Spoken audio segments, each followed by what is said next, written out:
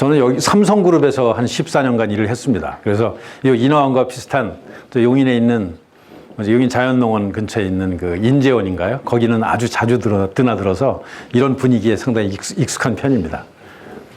그래서 저는 이제 국내에서 한 6년 근무했고 런던 지점에서 4년, 또 뉴욕 지점에서 4년 그렇게 근무를 했고요. CJ 제일제당에서 주로 원당 구매, 선물 거래 뭐 이런 쪽, 그다음에 해외 사업 개발 뭐 주로 이런 일을 하다가 95년도에 회사를 그만두고 그로부터 한 20년간 여러 가지 사업을 했습니다. 벤처 기업을 한 10개 이상 했는데 뭐 그중에 한 많이 망했고요. 그중에 또 몇 개는 잘 된 것도 있는데 그중에 하나가 제가 1999년도에 팍스넷이라고 하는 인터넷 기업을 창업을 했습니다. 뭐 증권 투자하시는 분들은 대부분 아시는데요. 그때 99년도가 이제 인터넷 붐이 있었고 그다음에 코스닥도 굉장히 뜨고 그래서 그때 꽤 잘 나가던 기업이었는데 제가 4년 정도 경영을 하다가 SK텔레콤에 팔았고 그 후에 이제 다시 SK텔레콤이 아시아경제에 팔아서 이번 달에 상장을 했습니다. 그래서 지금도 잘 하고 있는 회사고요. 그 다음에 제가 2000년도에 또 핑거라는 회사를 창업을 했습니다. 이 회사는 핀테크 회사인데요. 핀테크가 한 작년 정도부터 이제 각광받기 시작했는데 제가 너무 일찍 해갖고 참 고생 많이 했습니다. 이 사업이라는 게 항상 타이밍이 중요하잖아요. 그죠? 이것도 제가 한 4년 경영하다가 후배한테 물려줬는데 후배가 상당히 잘해서 지금은 핀테크 기업 중에서 대표적인 기업입니다. 그래서 제가 또 이것 말고도 또 음악 관련된 디지털 플랫폼 회사도 했는데 제가 주로 관심이 있었던 게 디지털 플랫폼 회사들이었어요. 결과적으로 보면은 뭐 잘한 선택이라고 할 수 있죠. 지금 세계적으로 아주 각광받는 회사들이 대부분 디지털 플랫폼 회사잖아요. 미국의 10대 기업 중에 한 6개가 디지털 플랫폼 회사죠. 근데 어쨌든 뭐 제가 그렇게 크게 성공하지 못했고 그 후에 이 분야를 떠났다가 작년에 다시 제가 이 분야로 돌아왔는데요. 블록체인이라는 기술을 보고 이 블록체인 기술이 디지털 플랫폼으로서 굉장히 중요한 기술이 될 것 같고 이게 금융과 IT가 결합된 그런 분야입니다. 그래서 뭐 제가 할 만하다라는 얘기도 있고 그래서 이제 저희 다른 팀들과 좀 모였어요. 그래서 그때 그 수원에서 시민화폐를 만들었던 팀, 블록체인 기술을 이용해서 로컬 커런시라고 하죠. 그 팀과 결합을 해서 제가 이제 블록체인 OS라고 하는 회사를 만들었습니다. 블록체인이라는 거는 아까 말씀드렸고 OS, 여기서 말하는 OS는 오퍼레이팅 시스템입니다. 운영 체계죠. 그래서 저희가 이렇게 회사 이름을 지은 이유가 1980년대 PC 시대에는 윈도우즈라고 하는 OS가 있었고 그다음에 95년경부터 인터넷이라는 시대에는 익스플로러라고 하는 일종의 OS죠. 그다음에 이제 모바일 시대가 되면서 안드로이드와 iOS 시대가 열렸다면 완전히 또 새로운 패러다임이 시작되는 블록체인 시대에는 블록체인 OS가 필요하다라는 생각을 가지고 블록체인에 걸맞는 OS를 한번 만들어보자 이런 굉장히 야심적인 목표를 가지고 이제 회사를 작년에 시작을 했습니다. 근데 어쨌든 이런 새로운 그 IT 기술에 OS를 만약에 성공적으로 할 수만 있다면 대단히 큰 사업이 될 수가 있겠죠. 오늘 오신 분들 보니까 LG CNS나 뭐 U+에 계신 분들 IT 분야 잘 아시기 때문에 그분은 뭐 쉽게 이해하실 수 있을 텐데요. 그래서 이제 본격적으로 블록체인과 관련된 얘기를 시작하자면 금년 1월 달에 다보스 포럼에서 4차 산업혁명 얘기를 시작했죠. 그때 4차 산업혁명의 핵심을 극도의 자동화와 연결성이다 이렇게 얘기합니다. 그러면서 여기에서 가장 중요한 기술이 빅데이터 기술과 블록체인 기술이다 이렇게 얘기를 합니다. 4차 산업혁명에 대해서 뭐 인공지능도 있고 뭐 IoT도 있고 굉장히 많은 얘기를 하지만 이렇게 블록체인이 굉장히 중요한 기술이라고 얘기하는 거는 아마 잘 모르시는 분들이 꽤 계실 텐데요. 근데 그 이번에 다보스 포럼에서 1월 달에 4차 산업혁명 얘기를 본격적으로 하기 전에 작년 5월 달에 약 21개 정도의 중요한 미래 기술에 대해서 이렇게 예측한 보고서가 나왔습니다. 거기 보면은 여기 뭐 스토리지 포 로봇, 그다음에 뭐 IoT, 빅데이터, 3D 프린터 뭐 이런 21개 기술에 대해서 변곡점이 언제가 될 것이냐. 그러니까 싱글라리티라고 하죠. 어떤 특이점을 지나서 폭발적으로 성장하는 포인트가 언제일 거를 예측하는 전문가 서베이를 이용해 갖고 보고서를 만든 게 있는데요. 여기 보면은 비트코인과 블록체인과 관련된 게 두 가지 아이템이 나옵니다. 2023년에 Government and Blockchain이라는 아이템이 나오고요. 23년부터 정부 운영에 있어서 블록체인이 급격하게 적용되기 시작할 것이다라는 거고, 그다음에 2027년에는 비트코인과 블록체인이라는 아이템이 있는데, 이 비트코인과 블록체인이 국제 화폐로서 굉장히 중요한 역할을 하기 시작할 것이다. 이런 예측 보고서를 냅니다. 그래갖고 2027년이 되면 전 세계 총 생산의 약 10%가 블록체인에 의해서 저장될 것이다. 이런 얘기를 하거든요. 이게 무슨 뜻이냐면 지금 전 세계 GDP가 약 한 80 트릴리언 달러쯤 됩니다. 이게 성장률 약 3%로 생각하면 2027년에는 약 100 트릴리언 정도 되죠. 근데 이제 지금 전 세계적으로 크립토 커런시, 그러니까 블록체인에 의해서 발행되는 국제화폐가 약 한 10 빌리언 정도 됩니다. 12조 정도 되거든요. 그것이 가치가 10 트릴리언 정도로 약 1000배 정도 가치가 올라간다는 얘기를 하는 겁니다. 그렇게 되면 우리나라 GDP의 뭐 한 6, 7배의 새로운 가치가 창출되는데, 이 크립토 커런시가 뭐냐면은 어느 국가도 관여하지 않고 그냥 컴퓨터 시스템이 자동적으로 운영하는 새로운 국제 화폐를 얘기하는 겁니다. 이것이 달러와 경쟁하는 새로운 화폐인데 국가가 개입하지 않아요. 그리고 뭐 관리자도 없습니다.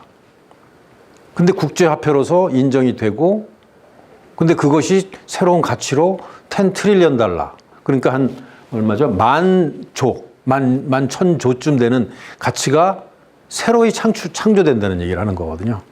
컴퓨터 시스템에서. 굉장히 이상한 얘기죠. 제가 조금 아까 그 비트코인을 좀 송금해 드렸는데, 이게 국제화폐로서 쓸 수 있습니다. 여러분 받은 그 화폐를 가지고 인터넷에서 결제할 수 있고, 다른 사람한테 송금할 수 있고, 실제로 뭐 물건을 사는 데 쓸 수 있습니다. 제한적이긴 하지만. 근데 이거를 관리하는 사람은 없어요. 전 세계 8,000개의 컴퓨터가 대등한 입장에서 피어-투-피어 상태로 연결됐는데 누구도 관리하지 않습니다. 2009년도, 그러니까 지금으로부터 약 7년 전에 사토시 나카모토라고 하는, 지금이 누군지 밝혀지지 않았어요. 그 사람이 컴퓨터 시스템을 세팅해 놓고 자기는 떠났습니다. 근데 거기서 운영되는 화폐가 지금 전 세계에 한 1000만 명 가까운 사람이 하루에 한 30만 건 정도를 거래하는데 지난 7년간 한 번도 에러가 없었습니다. 참 이상한 현상이죠. 근데 이런 기술이 바로 그거를 만든 기술이 블록체인 기술이고요. 바로 그 블록체인 기술에 의해서 앞으로도 굉장히 많은 화폐가 이제 발생하게 될 것인데, 그 화폐 가치가 그러니까 10 트릴리언 달러가 된다는 겁니다. 대단한 일이죠. 지금 존재하지 않는데 이 어마어마한 가치가 어디서선가 생겨난다는 겁니다. 이거는 여러분들 아시다시피 20세기 초만 해도 영국의 파운드화가 국제화폐였잖아요. 기축통화라고 하죠. 그러다 1, 2차 세계대전을 거치면서 기축통화가 달러가 됩니다.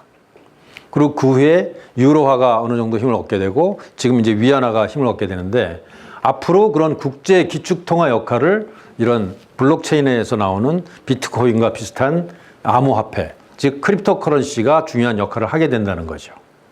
그게 이제 굉장히 중요한 역사적 사건이라고 생각하고요. 금년 6월 달에 옐렌 그 연방위 의장이죠. 이분이 이런 얘기를 합니다.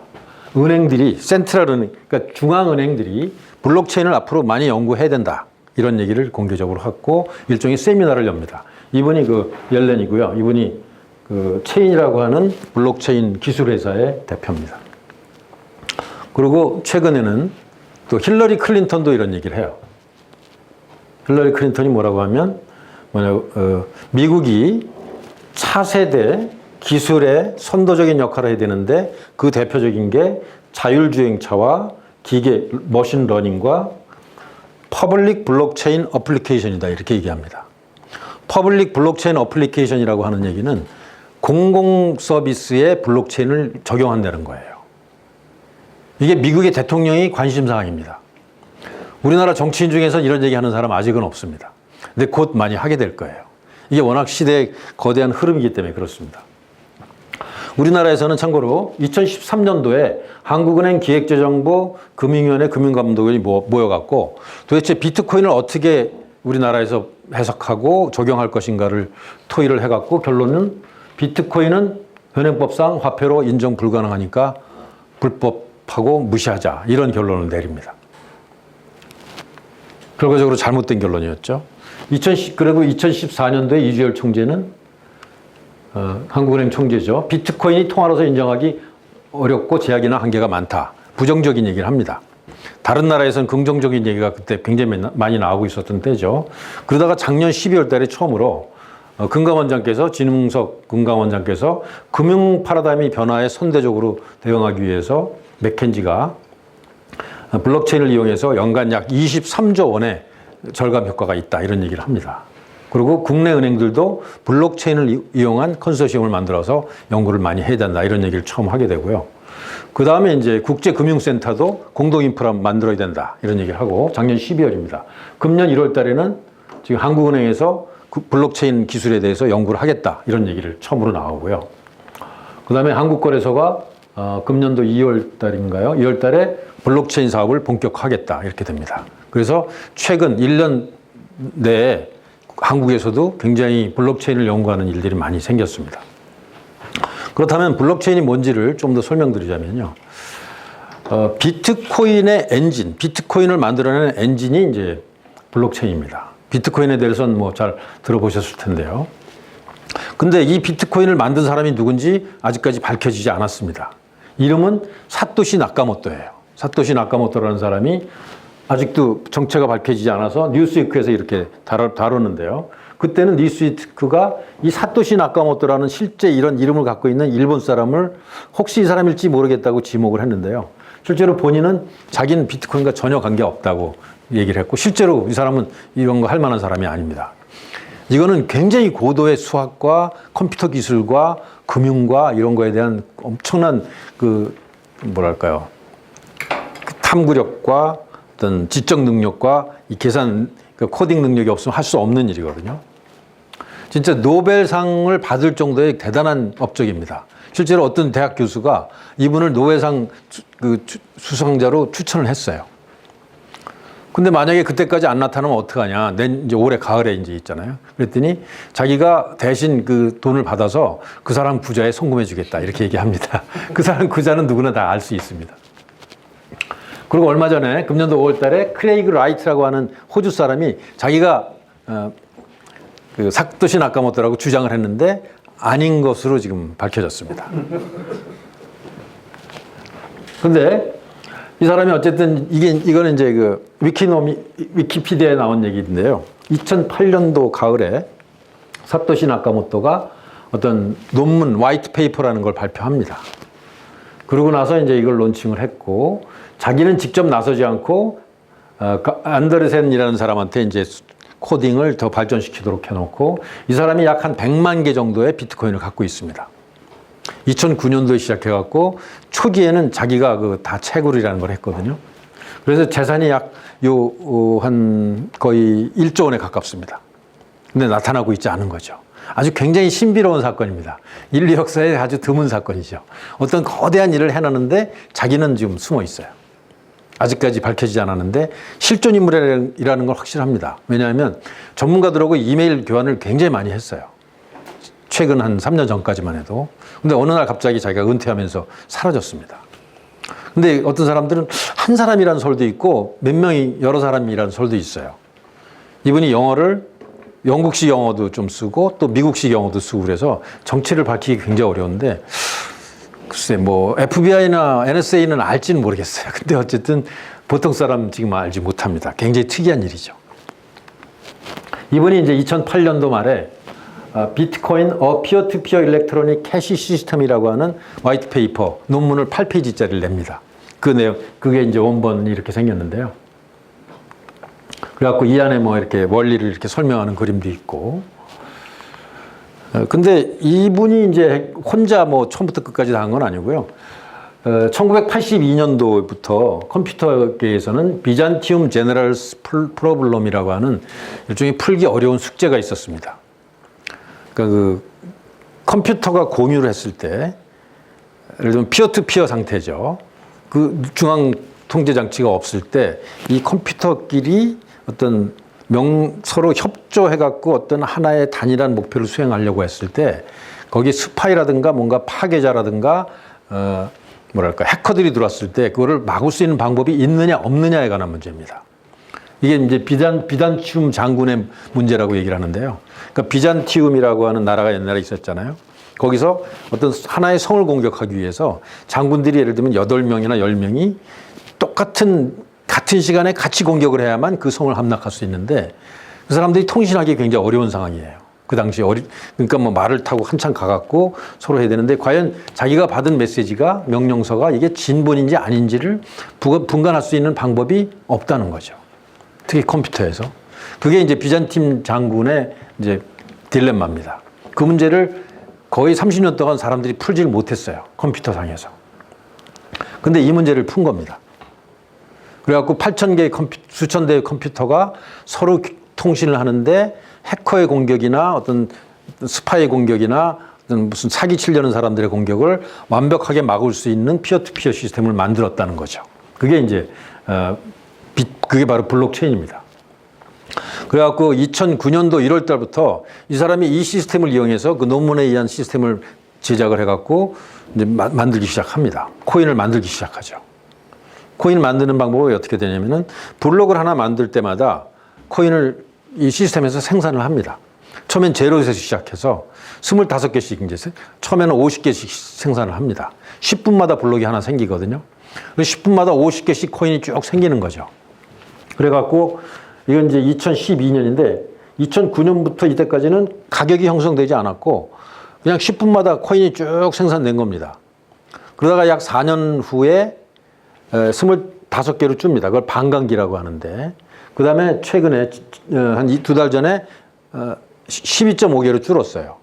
그래갖고 한 4년 정도 주기로 계속 절반씩 발행량이 줄어듭니다. 그래갖고 2100년이 되면 더 이상 발행할 수 없는 상태가 돼요. 그 발행량이 제로가 되기 때문에 그때까지 총 발행된 양이 2100만 개만 발행하는 겁니다. 그러니까 활용도가 늘어나도 발행량은 제한되어 있기 때문에 디플레이션 화폐라고 얘기를 합니다. 그 얘기는 가격이 올라간다는 경향성이 있다는 얘기죠. 그래서 2010년도에 처음으로 이 비트코인을 가지고 누가 피자를 삽니다. 그래갖고 가격이 처음 생성되기 시작하고요. 그다음에 2013년도에 이때 이제 상당히 거래들을 시작하게 되죠.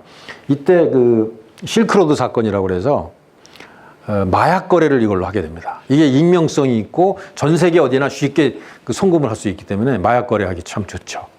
그래갖고 그때 마약 거래에서 일망타진됩니다. 그래갖고 사람들한테 알려지기 시작해요. 그 후에 이제 2013년도에 가격이 이게 한 개 비트코인 가격이 1200불까지 갔고 시가총액이 한 10조가 넘어갔다가 한 1년 만에 다시 많이 떨어지죠. 이때 이제 마운트 곡스 사건이라고 그래갖고 그 거래소, 그러니까 환전소가 있습니다. 비트코인과 달러를 환전해주는 회사의 그 해킹 사건이 있었어요. 그리고 많이 떨어졌다가 작년 가을부터 다시 오르기 시작해서 가격이 한 300불 수준에서 거의 한 900불까지 올라갔다가 지금 한 600불 정도에 유지되고 있습니다. 그래서 시가총액이 지금 한 10조 가까이 되죠. 그러니까 아무도 정부도 관여하지 않고 컴퓨터끼리 서로 8,000대 컴퓨터가 서로 어떤 알고리즘에 의해서 그냥 전기 켜놓고 돌리는데 무에서 10조 원의 화폐 가치가 생겼고 약 1,000만 명이 지금 전 세계적으로 쓰고 있는 겁니다. 여기도 오늘 한 대여섯 명 새로 이제 사용자가 생긴 거죠. 여러분들이 그 QR코드만 있으면 전 세계 누구나 쉽게 바로 보낼 수 있습니다. 그 1분 안에 송금할 수 있고 은행 가서 계좌 복잡하게 열지 않아도 바로 뭐 지갑을 다운로드 할 수 있습니다. 그러니까 기존의 은행 시스템하고 완전히 다르죠. 만약에 여러분이 지금 아프리카에 있는 어떤 난민 소년을 돕고 싶은데 그 사람의 QR코드만 이메일로 받는다 그러면 지금 바로 송금할 수 있습니다. 심지어 북한에도 송금할 수 있습니다. 굉장히 특이한 거죠. 그래서 그리고 이제 거래량도 이렇게 꾸준히 증가해서 지금은 하루에 약 한 20만 건 정도가 거래되고 있습니다. 그래도 아직 이제 원리가 참 그 이해하기 힘들 텐데요. 몇 가지를 좀 그 원리를 조금 더 설명드리면 이런 겁니다. 그 블록이 이제 10분 단위의 거래 장부라고 말씀드리는데요. 전 세계에서 일어난 과거 10분 동안 일어난 모든 거래 내역을 모읍니다. 그게 대개 한 1초에 7건 정도까지 거래가 가능한데요. 블록 사이즈는 하나 1메가 정도 됩니다, 지금. 그러면 10분 동안에 거래된 모든 내역을 다 모아서 그 장부를 이제 확정을 하는 작업이 필요합니다. 그래갖고 어떤 과정을 통해서 확정을 해요. 그러면 그 다음에 그 다음 거를 이제 쌓습니다. 근데 요 만 1번하고 만 2번 사이에 요 만 1번의 기말 잔고들 모든 그 어카운트의 기말 잔고와 요 만 2번의 모든 어카운트의 기초 잔고는 딱 맞아야 되겠죠. 이건 뭐 대체 대조표나 손익계산서나 뭐 은행 잔고나 기말 잔고와 기초 잔고 맞아야 되잖아요. 그래갖고 이런 식으로 계속 그 악우를 맞춰가면서 이 장부를 쌓아나가는 겁니다. 요거 하나를 블록이라고 하고요. 이 블록을 연결한 걸 체인이라고 얘기하는 거죠. 체인은 아주 긴밀하게 연결되어 있어야 되는 거잖아요. 근데 이 똑같은 블록의 체인들이 지금 한 8,000개 정도 전 세계에 흩어져 있는 8,000개의 컴퓨터에 동시에 쌓이고 있는 겁니다. 그래서 최근에 이제 이 만 3번 이후에 최근에 요게 확정된 이후에 약 10분 동안 전 세계에서 또 거래가 일어나면 그 장부를 만듭니다. 그게 물론 디지털 넘버죠. 그거를 이제 어떤 사람이 이제 블록을 확정하는 과정이 있어야 됩니다. 그 8,000개의 컴퓨터가 서로 이 블록을 확정하기 위해서 경쟁을 합니다. 그래갖고 경쟁에서 이기면 자기가 확정을 하고 그 비트코인을 받습니다. 지금은 12.5개를 받습니다. 그래갖고 한 사람이 확정을 하면 이게 이제 다 카피가 되는 거죠. 이 과정을 끊임없이 반복하는 겁니다. 그러면 이걸 어떻게 확정하냐 하면 이게 이제 마이닝이라고 그래요. 마이닝이라는 거는 채굴 하는 거잖아요. 이것도 채굴과 비슷하게 얘기를 하는데 마이닝 하려면 컴퓨터 성능이 좀 좋아야 됩니다. 그래픽 카드 같은 게 있어서 그걸로 굉장히 시간이 오래 걸리는 난수표 같은 걸 풀어갖고 암호를 풀어야 돼요. 근데 그 암호를 푸는데 거의 10분 가까이 걸립니다. 그래갖고 암호를 가장 빨리 푼 사람이, 근데 뭐 복잡한 암호가 아니라 난수를 어마어마하게 많이 계산해야 되는 단순한 암호예요. 그래서 그걸 가장 먼저 푼 사람이 블록을 확정하는 겁니다. 그래서 전 세계 8,000개가 거의 컴퓨터 성능이 비슷하면 비슷한 그 확률로 돌아가면서 이제 블록을 확정하게 되죠. 그렇게 되면 어떤 게 되냐면 과거에 어떤 장부 내용을 조작하는 게 거의 불가능해집니다. 이거를 만약에 조작하려면 이 뒤에 거를 다 조작해야 되는데 전 세계에 있는 8,000개 컴퓨터의 장부를 다 조작해야 돼요. 그럼 굉장히 거의 불가능하다고 봐야 되겠죠.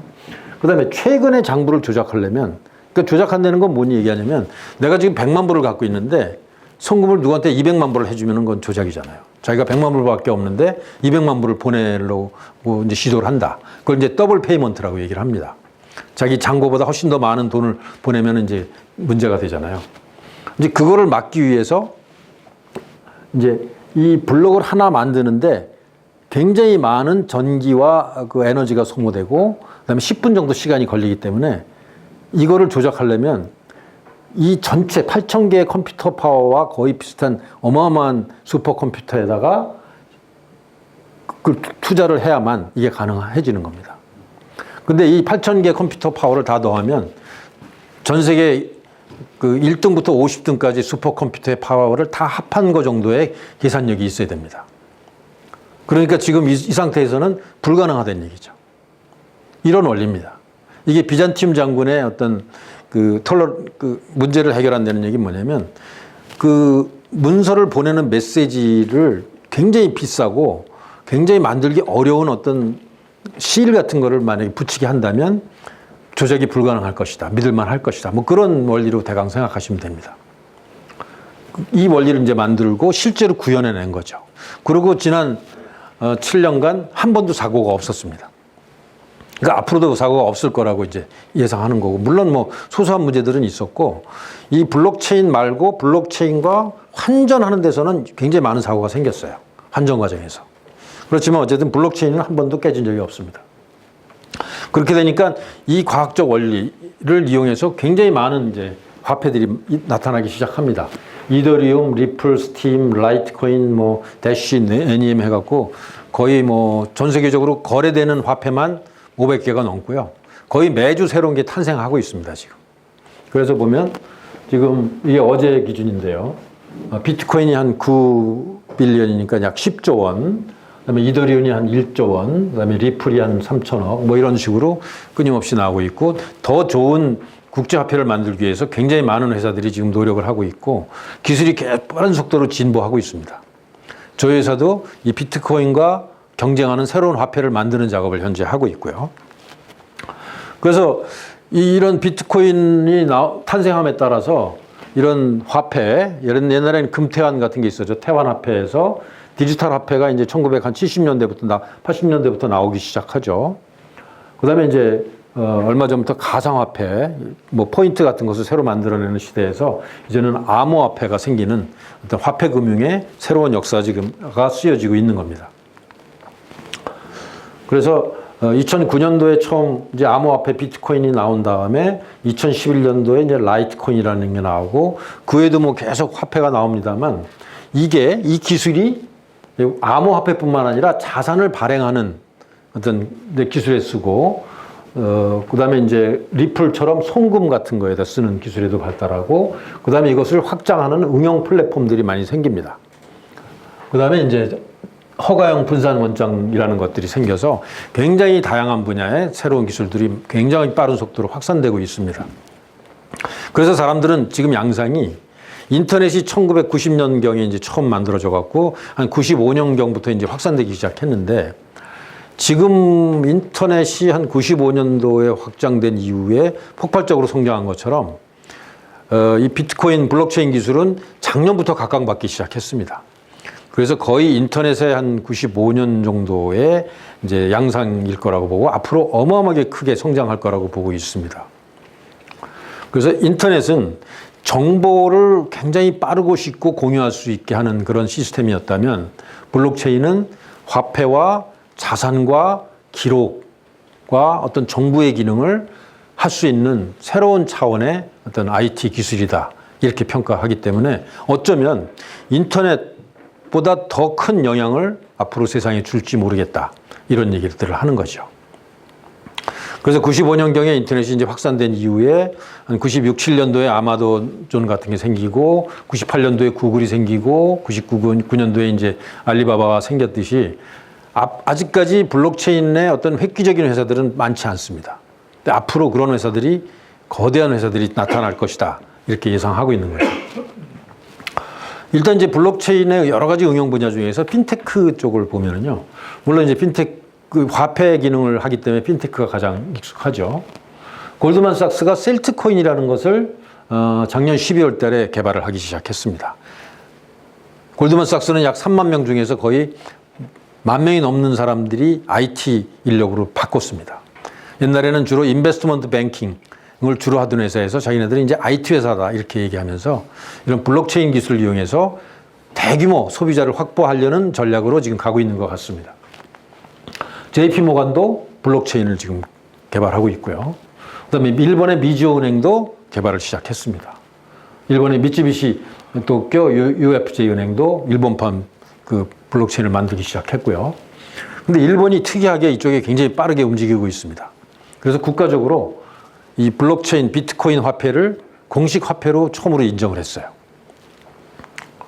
그다음에 캐나다 중앙은행이 또 블록체인 기반 화폐를 만들기로 했는데, 이게 약간 다른 점은 그 비트코인이나 뭐 이더리움이나 이런 화폐들은 자체로 생산한 화폐를 가지고 다른 화폐와 환율이 계속 바뀝니다.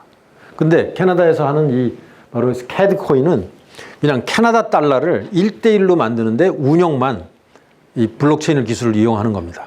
환율은 1대1로 유지하는 거죠. 영국은행도 비슷한 작업을 합니다. RS 코인이라고 만들고 있죠. 이것도 파운드화와 1대1 화폐입니다. 그리고 러시아 중앙은행도 지금 그 작업을 하고 있고요. 근데 러시아는 특이하게 비트코인을 지금 불법화하려고 굉장히 노력을 많이 했어요. 왜냐하면 국가가 통제하기 어렵습니다. 외환송금을 통제하기 어려워요. 특히 중국이 굉장한데요. 비트코인의 가장 큰 수요 국가는 현재 중국입니다. 거래소도 가장 큰 거래소가 중국에 있고 비트코인을 컨펌하는 마이닝하는 컴퓨터 한 8,000개 중에서 6,000개 이상이 중국에 있습니다. 그리고 중국 사람들이 외화 송금이 굉장히 자유롭지 않잖아요. 그리고 그 은행 거래 내역을 중국 정부가 들여다볼 가능성이 있는데 이거는 그렇게 못합니다. 외국으로 쉽게 송금할 수 있고요. 그리고 최근에 지난달인가요? 전 세계 중앙은행이 90개가 모여서 블록체인을 지금 연구해야 되겠다라는 얘기를 시작했습니다.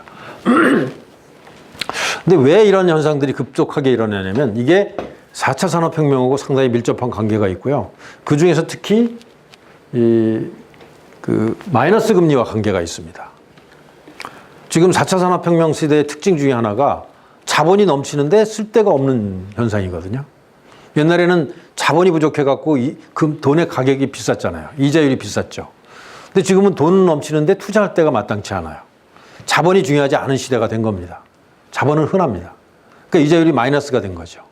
근데 이자율이 마이너스가 되면 어떤 현상이 나타나냐면 이런 현상이 나타납니다. 이건 오늘 신문에 나온 건데요. 유럽 중앙은행에 맡긴 2,500조의 현금을 은행들이 인출하겠다는 거예요. 왜냐하면 자기가 그걸 맡기면 돈을 수수료를 줘야 됩니다. 중앙은행에. 그 황당한 일이잖아요. 그죠? 은행에 돈을 맡겼는데 옛날에는 이자를 받았는데 지금은 보관료를 달래. 이게 지금 전 세계적으로 일어나는 현상이거든요. 마이너스 금리 국가는 다 그렇잖아요. 그죠? 스위스 0.75%나 됩니다. 굉장히 비싼 거죠. 유럽중앙은행, 덴마크, 스웨덴, 일본. 근데 이렇게 되면 어떤 현상이 나타날까요? 은행들이 이제는 현금을 꺼내다가 금고에다 넣겠다는 겁니다. 우리나라도 그럴 수 있겠죠. 만약에 마이너스 금리라면 차라리 현금 찾아다가 금고에다 넣는 게 좋을 수도 있죠. 또 어떤 사람은 또 마늘밭에 숨기기도 합니다. 근데 그리고 이제 또 전 세계적으로 현금이 없는 세계가 지금 가속화되고 있어요. 그 현금 사용을 제한하는 나라가 많고요. 근데 우리나라는 지금 거꾸로 가고 있죠. 5만 원권 화폐가 어마어마하게 지금 발행되고 있는데 이게 사장되고 있습니다. 그래프를 보면 1년에 약 10조씩 사장되고 있습니다. 굉장히 특이한 현상이죠. 지금 한 70조 정도가 화폐가 발행되는데 금고에 가 있거나 마늘밭에 가 있습니다, 지금. 근데 이게 좋은 현상은 아니죠. 화폐가 발행되면 돌아야 되는데 안 돌고 사장되고 이게 불법적인데 많이 쓰이잖아요. 그죠? 예를 들면은 이게 지하경제와 밀접한 관련이 있겠죠. 현금이라는 거는. 은행 통장을 통해서 거래되면 다 증거가 남지만 현금 거래는 증거가 없잖아요. 그러니까 세금도 안 내게 되고 보면은 스위스, 미국 이런 유럽 주요 국가들은 약 10% 이하인데 그 지하경제가 우리나라는 26.8%라고 보고서에 나오네요. 이태리, 그리스, 멕시코, 포르투갈 같은 나라들과 비슷한데 이 나라들의 특징이 뭐냐? 다 망한 나라입니다. 우리나라가 힘든 어려운 이유 중에 하나가 아마 이거 아닐까 생각되는데 이거를 단칼에 없애는 방법이 있어요. 지폐를 없애버리면 되죠. 그래서 중국이 이미 그런 작업을 시작했습니다. 중국도 보면은 전자화폐를 발행하겠다. 블록체인을 이용해서. 아까 캐나다나 영국과 일본과 같은 거죠. 그건 1대1 화폐입니다. 근데 얼마든지 관리가 가능하기 때문에 근데 이걸 하게 되면 중국이 문제로 삼고 있는 부패를 단칼에 해결할 수 있죠. 그 다음에 마이너스 금리 문제를 해결할 수 있죠. 또한 근데 문제는 빅브라더가 될 가능성이 있습니다. 지금은 은행 간의 거래만 중국 정부가 들여다보는데 외국으로 송금되는 거 앞으로는 1,000원짜리, 10,000원짜리 거래까지 다 들여다볼 수 있습니다. 물론 정상적인 민주국가에서는 못하죠. 그건 예를 들면 영장을 갖고 있어야 되겠지만 중국 같은 나라는 물론 할 수 있을 겁니다. 그 위험한 일이기도 한데 어쨌든 세계가 이쪽으로 가고 있습니다. 이건 필연적인 일인 것 같아요. 한국은행이 올해 1월 달에 동전을 없애겠다 얘기했는데 블록체인 얘기가 아니라 무슨 티머니 같은 방법으로 없애겠다고 하고 있어요. 그래서 이걸 연구해서 2020년경에 시행하겠다 했는데 동전만 없애면 지폐 없애는 건 똑같은 기술이니까 간단합니다. 근데 만약에 중앙은행이 블록체인으로 화폐를 발행하고 이렇게 송금을 아주 쉽게 한다면 그럼 시중은행이 할 일이 없어지잖아요. 시중은행은 뭐 하죠? 그러니까 금융산업, 금융인프라에 어마어마한 변화가 생기는 겁니다. 그러면 그 신용카드 회사는 뭐 하죠? 모바일 결제는 어떻게 되죠? 이것의 기능이 대폭 축소되는 겁니다. 엄청난 그 금융의 변화가 생길 수 있다는 거죠. 근데 이제 그런 중앙은행 수준뿐만 아니라 다른 금융에서도 굉장히 큰 변화가 나타나는데요. 일단 리플이라고 하는 회사가 자기네 그 크립토 커런시를 발행해갖고 전 세계에서 일어나는 송금을 굉장히 빠르고 싸게 거의 한 3분의 1 가격으로 할 수 있는 기술을 이미 개발해갖고 작업을 하고 있습니다. 새로운 이제 리플 회사 가격에 실물이 있어야 되잖아요. 네네. 현재 자기가 돈을 송금하려면 기본이 있어야 되잖아요. 네네네. 누구랑 제휴하나요? 리플이요. 리플 같은 경우 이런 거죠. 일단 지금 예를 들면 뭐 미국에 뭐 송금을 해야 된다. 우리 가족이 있어서 뭐 유학 간 애가 있어서 뭐 3,000불을 송금하려면 한국에서 은행에다 갖다 주면 그게 이제 외환 신고가 돼 갖고 어떤 뭐 은행에서 다른 국제은행으로 넘어갑니다. 그리고 또 국제 결제 시스템이 있어서 스위프트 같은 게 있죠.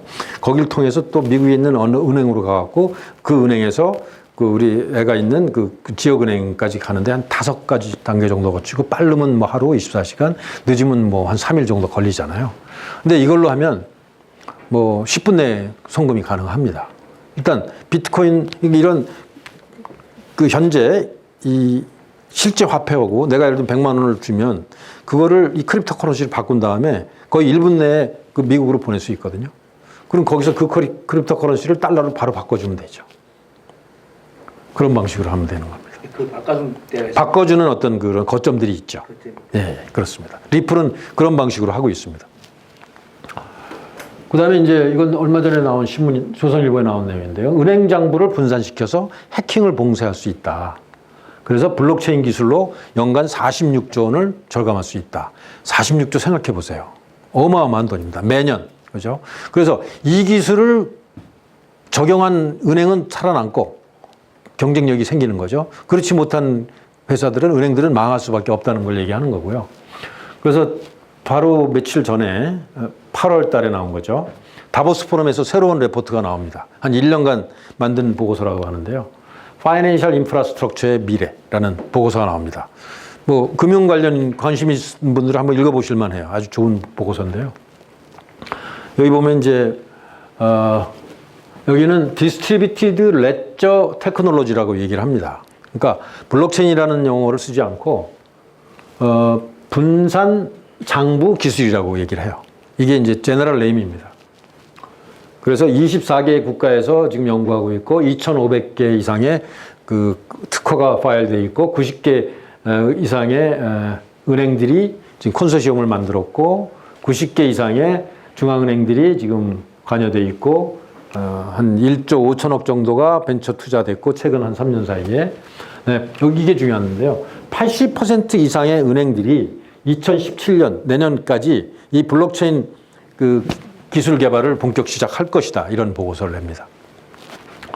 그래서 이제 크레딧 카드에서 ATM에서 전자거래에서 디지털 뱅킹에서 이 새로운 금융기술이 생기는데 바이오메트릭, 그러니까 생체 인증 기술이죠. 클라우드 컴퓨팅, 그다음에 뭐 디스트리뷰터 이런 것이 결합돼서 완전히 새로운 금융 인프라가 전 세계적으로 생길 것이다. 이렇게 예상을 하고요. 그래서 전통적인 국제 금융 시스템이, 국제 송금 시스템이 이런 구조에서 이런 구조로 완전히 뒤바뀐다는 겁니다. 너무 이제 전문적인 얘기라서 제가 설명은 하지 않겠는데요. 그다음에 손해보험의 사정, 그 보상 문제도 이런 구조에서 이런 구조로 완전히 바뀐다는 겁니다. 블록체인을 이용해서. 그다음에 신디케이트 론도 이런 구조에서 이런 구조로 완전히 바뀐다는 거고요. 트레이드 무역금융도 완전히 구조가 바뀌게 된다는 거죠. 훨씬 더 싸고 빠르고 안전하게 된다는 겁니다. 그다음에 중간에 어떤 관리자가 필요 없는 디스인터미네이션 현상이 생긴다는 그런 얘기입니다. 근데 이제 이 블록체인 기술에서 스타들이 여러 명 태어났습니다. 그 중에 한 분이 이제 이 사람인데요. 블라이드 마스터스라는 사람인데 혹시 들어보신 분, 이름 아시는 분? 이분이 월스트리트에서는 굉장히 유명한 사람입니다. 나이는 젊은데요. 69년생인데 이 사람이 이렇게 얘기를 하죠. 블록체인 기술이 거의 모든 것을 변화시킬 것이다. 근데 이 블라이드 마스터스가 어떤 사람이냐면 에인젤 오브 디스트럭션이라고 알려져 있어요. 파괴의 여신입니다. 뭘 파괴했냐? 그래갖고 이상한 아주 나쁜 이미지로 그려지는 사람인데요. 월스트리트에서 27년간 JP 모간에 근무하면서 Most Powerful Woman on Wall Street라고 돼 있어요. 이 사람이 CDS를 개발한 사람입니다. 크레딧 디폴트 스왑이라는 걸 만들어서 2007년도에 세계 금융위기를 만들어낸 장본인이다 이렇게 얘기하는 사람들이 있죠. 월스트리트에서 굉장히 유명한 사람인데요.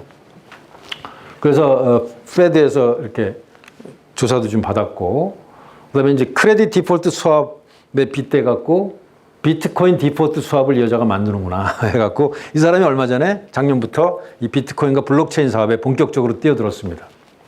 그래갖고 이게 이제 그 인터뷰하는 기사인데요. 그래서 비트코인을 잊어버리고 블록체인에 집중해라 이런 얘기를 했는데, 그래서 디지털 에셋 홀딩스라는 회사를 만듭니다. 그래갖고 여러 가지 그 스타트업들을 인수를 하고요. 그래갖고 3,500만 불 정도를 펀드레이징을 해서 지금 본격적인 사업을 많이 하고 있고, 그 중에 하나가 이제 호주의 증권거래소에 그 시스템을 납품합니다. 700만 불짜리. 근데 그 시스템이 뭘 하는 거냐면, 지금은 여러분들 증권거래 해보신 분들 아시겠지만 내가 주식을 갖고 있는 걸 팔면 그 돈을 받는데 3일 걸립니다. 3일 있어야 돈을 내가 받을 수 있거든요. 근데 그거를 1시간 내에 할 수 있는 그런 시스템을 만드는 거예요. 그게 블록체인이 있으면 가능하다는 거죠.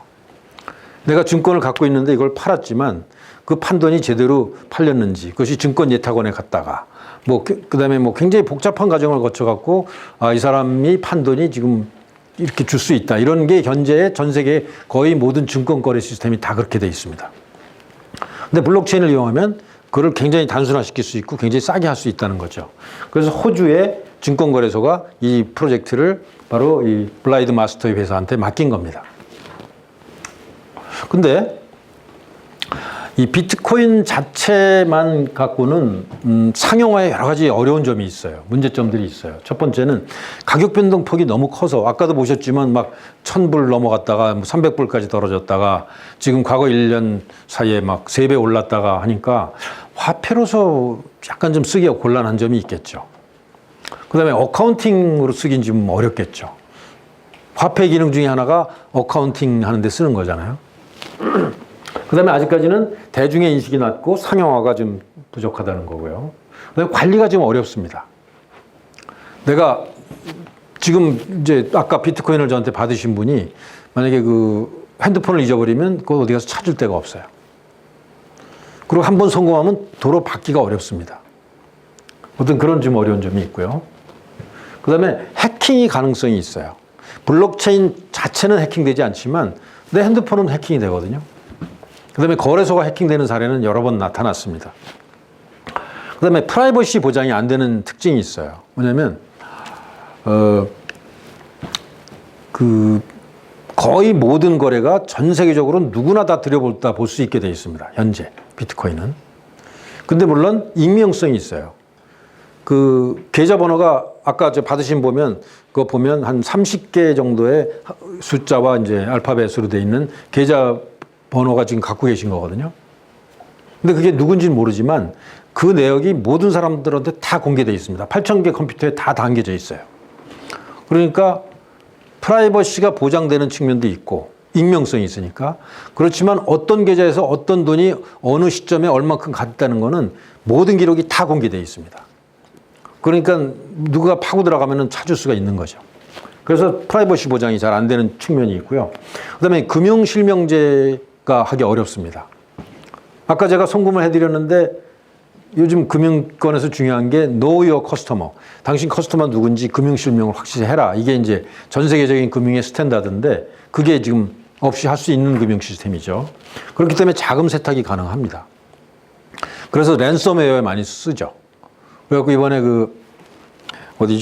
어느 인터넷 기업이 해킹당하고 나서 해킹한 회사에서 너희들 이거 문제를 해결하려면 나한테 비트코인을 얼마 보내라.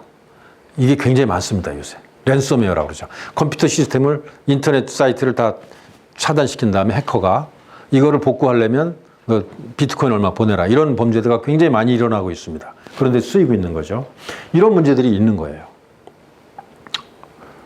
그렇지만 뭐 그거 말고도 장점은 굉장히 많죠. 예를 들면 여러분들 국민은행 계좌를 뭐 갖고 계신 분 많이 계실 텐데요. 국민은행에 전산센터가 있습니다. 그리고 백업 센터가 2개 있어요. 근데 만약에, 이게 진짜 만약인데, 뭐 재난이 일어나거나 뭐 전쟁이 일어나서 전산센터가 3개 다 파괴됐다. 그러면 어떻게 될까요? 거기 있던 자산들이, 은행 계좌들이. 그거 다 없어지는 겁니다. 복구할 방법이 전혀 없습니다. 옛날에는 수기 장부도 있고, 뭐 옛날에는 이렇게 월말마다 오는 통지서라도 있어서, 뭐, 그 페이퍼, 하드웨어 상태로 나와 있는 증거가 있었는데 지금은 아무것도 없잖아요. 그죠? 오로지 컴퓨터에 디지털 정보만 있는 겁니다. 근데 또 다행인 거는 내가 돈 빌린 사람도 증거가 없어질 가능성이 있죠. 어쨌든 지금 은행 시스템이라는 게 그렇게 안전하지 않습니다. 전 세계적으로 똑같아요. 근데 비트코인은 훨씬 더 안전하죠. 예를 들면 8,000개의 컴퓨터 중에서 7,900개가 파괴돼도 100개만 있으면 바로 복구할 수 있습니다. 인터넷만 연결되면 바로 할 수 있어요. 그래서 레질리언스라고 하죠. 그러니까 회복 탄력성이 굉장히 좋은 거죠. 훨씬 더 안전합니다. 그런 측면만 보면. 그리고 비용도 훨씬 싸죠. 그리고 해커로부터 굉장히 강하기 때문에 비용이 5분의 1 이하만 있어도 그 컴퓨터 시스템을 구축할 수 있어요. 어쨌든 뭐 그런 장점이 많습니다만 이런 단점도 있는 거죠. 리플처럼 그런 게 실제 교환하는 데가 있습니까? 그럼요. 우리나라도 꽤 있고요. 주로 미국하고 유럽엔 굉장히 많습니다. 현금으로 바꿀 수 있는 데 있어요. 저희 사무실에도 하나 있습니다. ATM 머신. 5만 원짜리 넣으면 바로 나오고 그게 돼 있죠. 그래서 이제 이런 상용화의 난점을 해결하기 위해서 아까 비트코인 같은 거는 이제 퍼블릭 블록체인이라고 그래요. 누구나 쉽게 참여해서 화폐 발행과 관리에 참여할 수 있는 그런 시스템이고, 이거를 이제 프라이빗 블록체인, 이건 이제 전통적인 방법이죠. 프라이빗 블록체인으로 바꾸는 작업을 은행권에서 많이 해서, 은행권은 이런 퍼블릭 블록체인이 아니라 뭐 어떤 권한 주는 거라든가 프라이버시 문제라든가 여러 가지 그 제도에 맞는, 법규에 맞는 이런 거를 만드는 작업을 하는 것들이 있는 거죠. 그 중에 이제 대표적인 게 하이퍼레저 프로젝트라고 그래서 리눅스 재단이 하고 있는 프로젝트가 있고요. 대형 은행들이나 이제 IBM, 시스코, 인텔 이런 데서 참여하고 있죠. 그다음에 이제 R3 프로젝트라고 그래서 전 세계 아주 거의 뭐 전 세계 100대 은행 중에서 50개 이상 은행들이 모여갖고 국제 결제 시스템을 새로 만듭니다. 지금의 결제 시스템은 스위프트, DTCC, 비자 같은 것이 이제 세계적인 결제 시스템인데 이거보다 훨씬 빠르고 싸게 만드는 거를 이제 만들고 있죠. 작년도에 창업했습니다. 그래서 지금 한 5개 기술을 가지고 지금 만들어 보고 있고요. 우리나라도 하나은행하고 이제 신한은행에서 합류를 했고 중국도 이제 합류하기 시작했습니다. 여기에서 밀리면은 은행이 경쟁력을 잃기 쉽죠. 근데 이게 이제 금융뿐만 아니라 다른 분야에도 쓸 때가 많다고 말씀드렸는데 그거를 저는 이제 거번테크라고 한번 이름을 줘봤어요. 혹시 거번테크라고 이름 들어보신 분 계신가요? 핀테크는 파이낸셜 테크놀로지잖아요. 그죠? 거번테크는 거버넌스 테크놀로지입니다. 뭐 아마 못 들어보셨을 거예요. 왜냐하면 이게 제가 지난달에 처음 만든 단어거든요. 거버넌스라는 거는 집단 의사결정에 관한 거잖아요. 코퍼레이트 거버넌스, 기업의 지배구조 그렇게 얘기하죠. 그다음에 요즘 국회에서 거버넌스 얘기하는데 이건 협치라고 얘기합니다. 그러니까 어떤 집단이 생겼을 때 그 집단이 단일한 의사결정을 해야 될 때 그걸 어떻게 할 것이냐. 그걸 할 수 있도록 효율적으로 하도록 만든 게 거버넌먼트죠. 그죠? 거버넌스를 할 수 있도록 한 게. 그래서 여러분들이 소속돼 있는 뭐 LG전자도 거버넌스 문제가 있고 그다음에 뭐 협동조합도 있고 정당도 있고 거버넌스 문제는 인류의 영원한 숙제입니다. 근데 바로 이 거버넌스 문제를 블록체인으로 해결할 수 있다는 거죠. 옛날에는 거버넌스 문제를 해결하기 위해서 국가라는 게 필요했고 왕이라는 게 있었고 민주제도라는 게 있고 뭐 정당제도라는 게 있어서 누군가 대리인들이 어떤 권한을 집중시켜서 그 사람들이 결정한 거를 그냥 다 인정하자 뭐 이런 분위기였는데 블록체인은 그걸 갖다 이제 서드 Trusted Third Party라고 그래요. TTSP라고 그러는데 Trusted, 신뢰받는 제3자를 이용해 갖고 어떤 거버넌스, 질서를 유지합니다. 근데 블록체인은 이 시스템, 피어 투 피어 시스템 자체가 이 비잔티움 장군의 문제를 해결했기 때문에 바로 그게 어떤 자체로서 그 트러스티드 바디가 된다는 거죠. 그걸 이용해 갖고 이제 거버넌스 문제를 해결하는 일들이 많습니다. 그래서 그동안은 이제 이 비트코인이나 블록체인을 핀테크라고 했는데 이 블록체인은 어쩌면은 이거는 일부고 거번테크가라고 생각할 수 있다라고 얘기를 하는 거죠. 그래서 이제 이 사례를 보면 비트퓨리라는 회사가 조지아 정부의 토지 대장을 만들었습니다. 온두라스에서도 비슷한 작업을 하고 있고요. 그다음에 스웨덴 정부가 토지 등기 등본을 블록체인에다가 이제 넣습니다. 예를 들면 온두라스 같은 경우는 무슨 얘기냐면 토지 대장을 공무원들이나 누가 조작해갖고 팔아먹고 도망가는 일이 많이 생기니까 블록체인에다 저장하면 절대로 조작할 수가 없잖아요. 그러니까 훨씬 더 안전하다는 거죠. 싸고. 그래서 이게 만약에 되면, 그래서 전 세계적으로 지금 확장되고 있는데요. 이게 확장되면 이제 우리나라 뭐 지적공사가 할 일이 없어지겠죠. 아까 그 증권거래에서 예를 들면 잘못되면 뭐 증권 예탁원이 없어질 수 있죠. 증권 예탁원을 블록체인에다 담으면 되니까. 그래서 이게 바로 퍼블릭 레저라는 개념입니다. 장부, 기록을 누구도 변조할 수 없게 원본으로서 어떤 그 안정적으로 유지할 수 있다라는 개념이고요. 에스토니아는 또 건강 기록을 이제 블록체인에다 담습니다. 건강 기록은 굉장히 민감하고 이게 변조되면 안 되고, 그다음에 또 프라이버시가 잘 유지돼야 되는 거기 때문에 그 블록체인이 굉장히 좋다는 거고요. 그다음에 또 나스닥에서 투표, 그러니까 주주총회 투표를 이걸로 하면 훨씬 더 좋겠죠. 그래서 이제 그거를 지금 실험을 하고 있습니다. 또 나스닥은 링큐라고 하는 비상장주 거래 시스템을 이걸로 지금 만들어서 실험을 하고 있어요. 그러면 이제 그러려면 법적 기록을 블록체인에 담겨 있는 법적 기록을 과연 법률적으로 인정할 것이냐 이 문제가 중요해지거든요. 근데 미국의 버몬트주에서 최초로 이거를 법안을 통과시켰습니다. 그래서 앞으로는 블록체인에 담겨 있는 예를 들면 토지 대장 혹은 계약서 이것이 법적으로 인정받는 시대가 이제 온다는 거죠. 이 블록체인에서 중요한 개념 중에 하나가 스마트 컨트랙트라는 게 있습니다. 스마트 컨트랙트는 뭐냐면 예를 들면 제 3자가 코딩 형태로 이렇게 기록을 합니다. 예를 들면 배팅을 해요. 내기를 해. 예를 들면 뭐 내년도 대선에서 뭐 누가 이길 거를 배팅하자. 그래갖고 코딩 형태로 블록체인에다가 기록을 해놨다가 그 이벤트가 딱 생기면 바로 돈을 쏴주는 그런 방식입니다. 그러니까 그 에스크로우 어카운트 비슷한 기능을 하는 거죠. 그걸 멀티시그라고 그래요. 여러 사람들이 그 어떤 이벤트가 생기면 바로 컴퓨터 시스템이 그 계약을 집행해주는 기능을 하는 거죠. 그걸 스마트 컨트랙트라고 하고 또는 오토 익세큐션 컨트랙트라고 얘기하는데 그거를 아주 잘 수행할 수 있습니다. 이 블록체인이. 그런데 그거를 예를 들면 법정에 가서 인정을 받으려면 그 기록을 그 법에서 인정을 해줘야 되잖아요. 그걸 이제 인정하기 시작했다는 거죠. 그리고 스위스에서는 비트코인을 세금으로 받기 시작을 했습니다.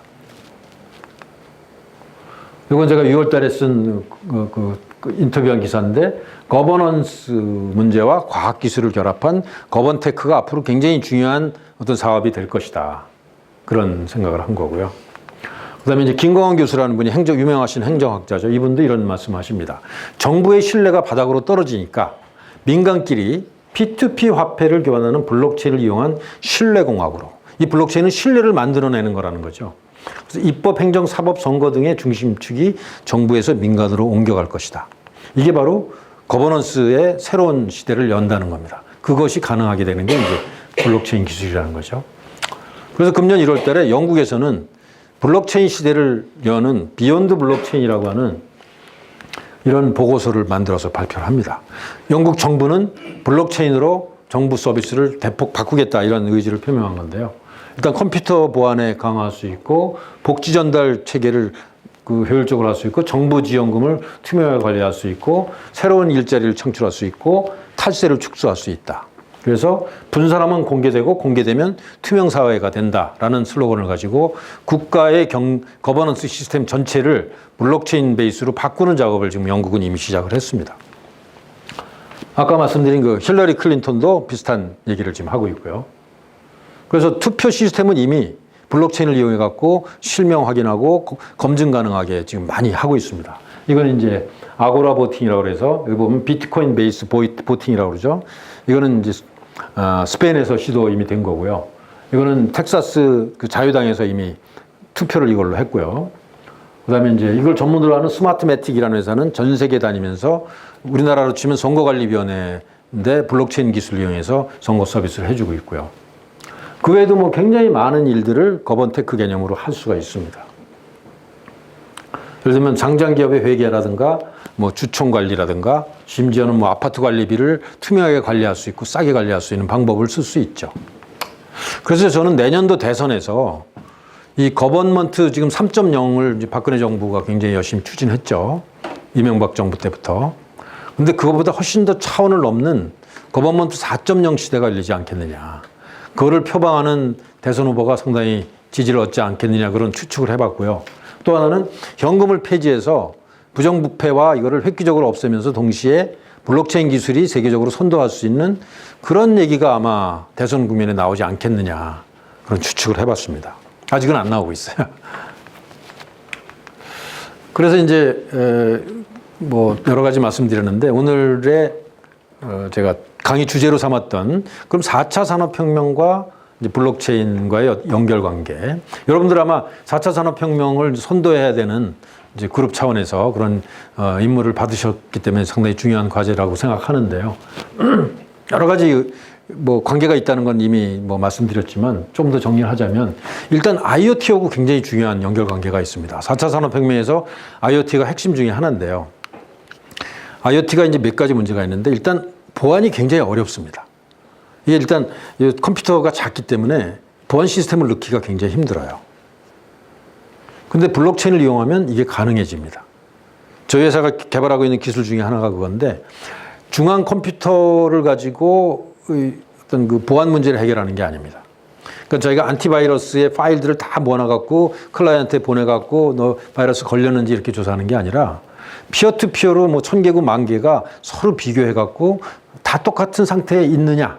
그러면 그 문제가 없는 거고 뭔가 새로운 침투가 있어서 뭔가 잘못된 변형이 일어나거나 스파이웨어가 들어오면 바로 디텍트 할 수 있는 시스템이 가능해지는 거죠. 그리고 굉장히 가볍습니다. 그런 기술을 이제 저희도 특허도 내고 그랬는데 어쨌든 이 보안 문제를 해결할 수 있어요. 그래서 지금 기가 IoT 홈, 여러분들 KT가 이제 개발하고 있는 일종의 홈 IoT인데요. 그다음에 드론 같은 거. 만약에 이런 게 해킹 당하면 굉장히 대형 사고가 나겠죠. 테러 무기도 될 수 있고, 또 살인 무기도 될 수 있고. 그래서 바로 이 IoT의 그 보안 문제를 해결하고 IoT 기기 간에 정산을 할 수 있습니다. 크립토 커런시로. 그리고 IoT 기기 간에 스마트 컨트랙트를 할 수가 있어요. 그런 게 이제 중요한 기능이 있는 거고요. 그 다음에 이제 4차 산업혁명하고 중요한 것 중에 하나가 공유경제 개념이 중요하잖아요. 공유경제가 중요한데 공유경제라는 건 결국은 자동적인 렌탈 시스템이라고 얘기할 수 있는데 뭐 에어비앤비도 그렇고 뭐 우버도 그렇고 자율주행차도 그렇고 그걸 어떻게 예약하고 어떻게 정산할 것인가가 중요하잖아요. 근데 예약과 정산을 아주 쉽게 할 수 있는 게 예약은 일종의 스마트 컨트랙트로 할 수 있고 기계와 기계 사이에 서로 계약을 할 수 있는 거죠. 그 정산을 크립토 커런시로 아주 쉽게 할 수 있는 겁니다. 그래서 블록체인을 아주 쉽게 쓸 수 있죠. 그래서 그 사례로 독일의 그 전력회사가 이더리움이라고 하는 그런 시스템을 가지고 이것도 이제 블록체인 시스템입니다. 스마트 계약을 지금 테스트하고 있습니다. 그러니까 전기 충전할 때 뭐 얼마 충전되면 돈을 자동적으로 보내주고 그다음에 자율주행차가 몇 시부터 몇 시까지 어디까지 가서 그 권한을 갖고 있는 사람한테 문을 열어주고 어디까지 갈 수 있도록 하고 가게 되면 자동적으로 청산, 그 결제되는 그런 시스템을 만들 수 있는 거죠. 그다음에 이건 최근에 뭐 엊그제 나온 뉴스인데요. 그 호주에 있는 파워레저라고 하는 회사가 솔라 파워 마켓을 로컬 단위로 만들어서 계산하고 정산하는 시스템을 만들었습니다. 그다음에 IBM은 인공지능 시스템 왓슨에 블록체인을 결합하는 거를 지금 굉장히 많은 투자로 연구를 하고 있죠.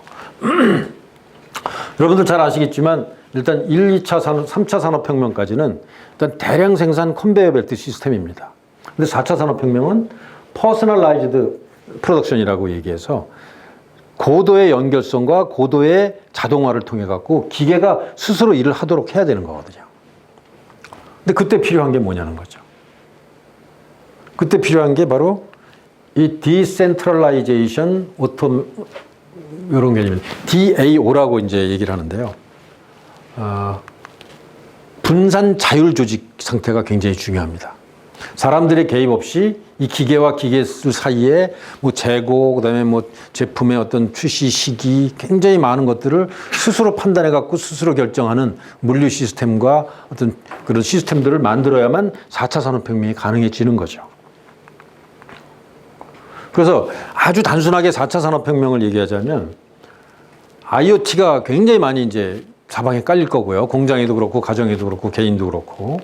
거기에서 엄청나게 많은 빅데이터가 이제 수집이 되겠죠. 그래서 그 많은 빅데이터를 결국은 인공지능으로 분석해서 판단을 해야 되는 거고요. 머신러닝 같은 걸 통해 갖고.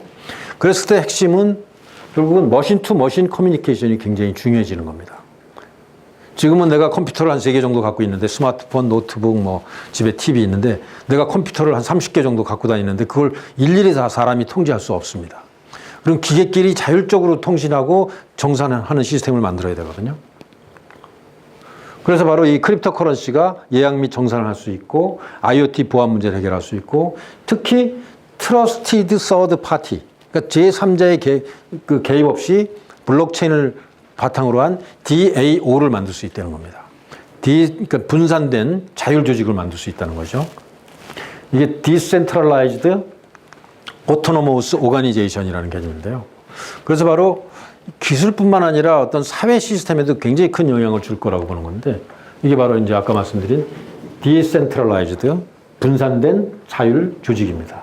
탈중앙 자율 조직인데 이것이 공장뿐만 아니라 기업 뿐만 아니라 국가, 모든 시스템에 이런 식으로 바뀌어야 되고 이거를 제대로 하는 조직만이 4차 산업혁명에서 승리할 수 있다는 거예요. 독일은 이걸 잘할 수 있는 준비가 충분히 되어 있습니다. 이미. 그렇기 때문에 독일이 인더스트리 4.0에서 가장 앞서 나가고 있는데 우리나라는 굉장히 뒤처져 있습니다. 이거의 반대말이 피라미드 조직입니다. 사장이 있고 상무 전무가 있고 그 밑에 뭐 부장이 있고 과장 대리 있고 저 밑에 사원들이 결제서 만들어 갖고 대리한테 올렸다가 빠꾸 맞으면 다시 쓰고 과장한테 올라가고 오르락 내리락 하고 하다가 시간 낭비하는 중앙 집중 시스템에서는 DAO를 할 수 없는 거죠.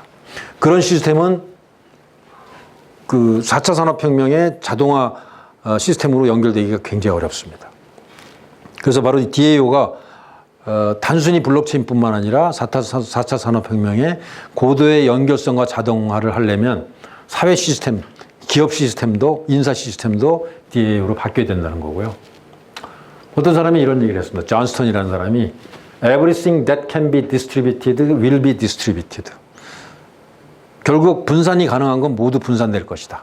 탈중앙화될 것이다. 이것이 바로 미래라고 보는 거죠. 그래서 중앙집중 시대에서 탈중앙화 시대에서 분산화 시대로 가는데 경제도 독과점 경제에서 이런 경제로 가고 국가 집중에서 지방 분권에서 시민자치로 가고 독재 권력에서 대의민주에서 직접민주로 가고 바로 통신사 시스템이 이거죠. 중앙집중. 인터넷은 약간 디센트럴라이즈라고 한다면 블록체인은 바로 디스트리뷰티드 시스템이라고 볼 수 있습니다. 그래서 제가 LG 그룹의 사정은 잘 모르겠지만 그룹 전체 시스템도 앞으로 이런 디스트리뷰티드 시스템으로 이전해야 되지 않을까 하는 생각을 한번 해봤고요. 그런 거를 할 수 있는 이제 시스템들이 많이 개발되고 있습니다. 비트코인의 차세대 블록체인이 바로 이더리움이라고 하는 건데 이더리움은 19살짜리가 만든 거예요. 지금 이제 22살 됐는데 이 블록체인계에서는 아주 획기적인 천재로서 인정을 받고 있는 사람입니다. 그러니까 그 비트코인은 화폐의 송금 시스템에 특화되어 있다면 이더리움은 스마트 컨트랙트를 아주 잘 만들 수 있는 그 튜링 컴플리트 그러니까 거의 모든 것을 블록체인 베이스로 할 수 있는 일종의 소프트웨어 오퍼레이팅 시스템 같은 걸 만든 겁니다. 천재적인 친구죠. 얼마 전에 우리나라에도 왔다 갔는데요. 그래서 이런 블록체인계에 어떤 이런 영웅들이 지금 많이 나타나고 있습니다. 그래서 스마트 컨트랙트를 다양한 분야에서 이렇게 쓸 수 있는 것이 나오고요. 그 다음에 이제 우리 교포도 한 명 굉장히 훌륭한 친구가 있습니다. 33살짜리 용재, 권용재라고 하는 친구가 있는데 텐더민트라고 하는 어떤 획기적인 그 컨센서스 알고리즘을 개발했습니다. 저희 회사도 그래서 이 컨센서스를 중심으로 좀 작업을 하고 있고요. 그래서 이제 또 에리스라는 회사가 텐더민트를 이용해서 DAO를 잘 만들 수 있는 그런 플랫폼을 지금 만들고 있습니다. 그래서 크라우드 펀딩이라든가 보팅이라든가 포럼이라든가 뭐 이런 것들을 아주 자유자재로 DAO를 만들 수 있는 블록체인 그 플랫폼을 지금 만들었고요.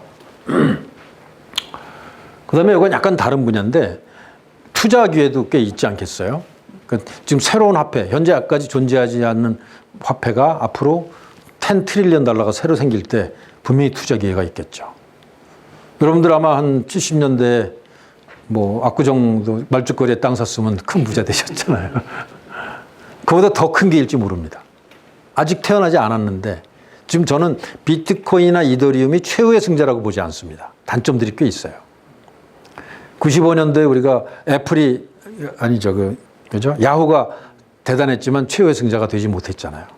앞으로 블록체인계에 알리바바 이런 것이 구글 이런 게 태어날 거라는 겁니다. 그래서 그런 걸 준비하는 사람들이 있어요. 윙클보스 그 형제라고 혹시 들어보셨나요?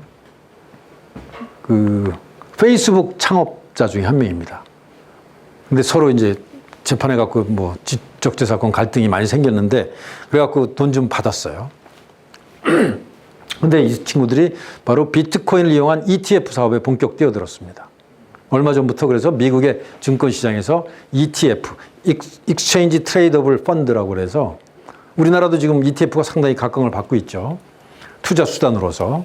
그래서 비트코인을 보통 사람이 투자하기는 좀 복잡하지만 ETF로 만들면 일반 증권처럼 투자하기 쉽고 레버리지를 쓸 수 있습니다. 그래서 이 상품을 만들어 갖고 지금 여기에 전념하고 있고요. 7월 2일 날 얼마 전에 그 블룸버그하고 인터뷰한 기사인데 어쨌든 이런 사람들이 여기에 뛰어들고 있고요. 그래서 아까 보여드린 그림인데 지금 10빌리언에서 한 1000배 정도 가치가 생길 건데 이 가치는 대부분 아직까지 탄생하지 않은 블록체인 화폐 혹은 아직 알려지지 않은 블록체인 화폐라는 점에 착안한다면 비트코인 ETF가 아니라 크립토커런시, 다양한 크립토커런시를 포트폴리오로 만든 ETF가 굉장히 좋은 투자 수단이 될 수 있겠다. 이런 생각을 가지고 연구를 저희도 많이 하고 있습니다. 이걸 하려면 굉장히 기술적으로 어떤 연구를 많이 해야 돼요. 새로 태어나는 그 코인들은 굉장히 싸거든요. 그러면 굉장히 많이 연구를 해야 되는데 문제는 사기도 굉장히 많습니다. 그래서 굉장히 조심해야 돼요. 근데 물론 이제 전문가들은 금방 알아보는데 일반인들은 잘 몰라서 피라미드 같은데 뭐 걸리기도 하죠.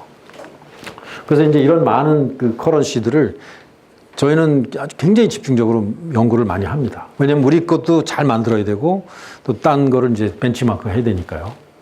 그래서 저희 이제 블록체인 OS라는 회사가 이제 그런 작업을 하고 있는 회사고요.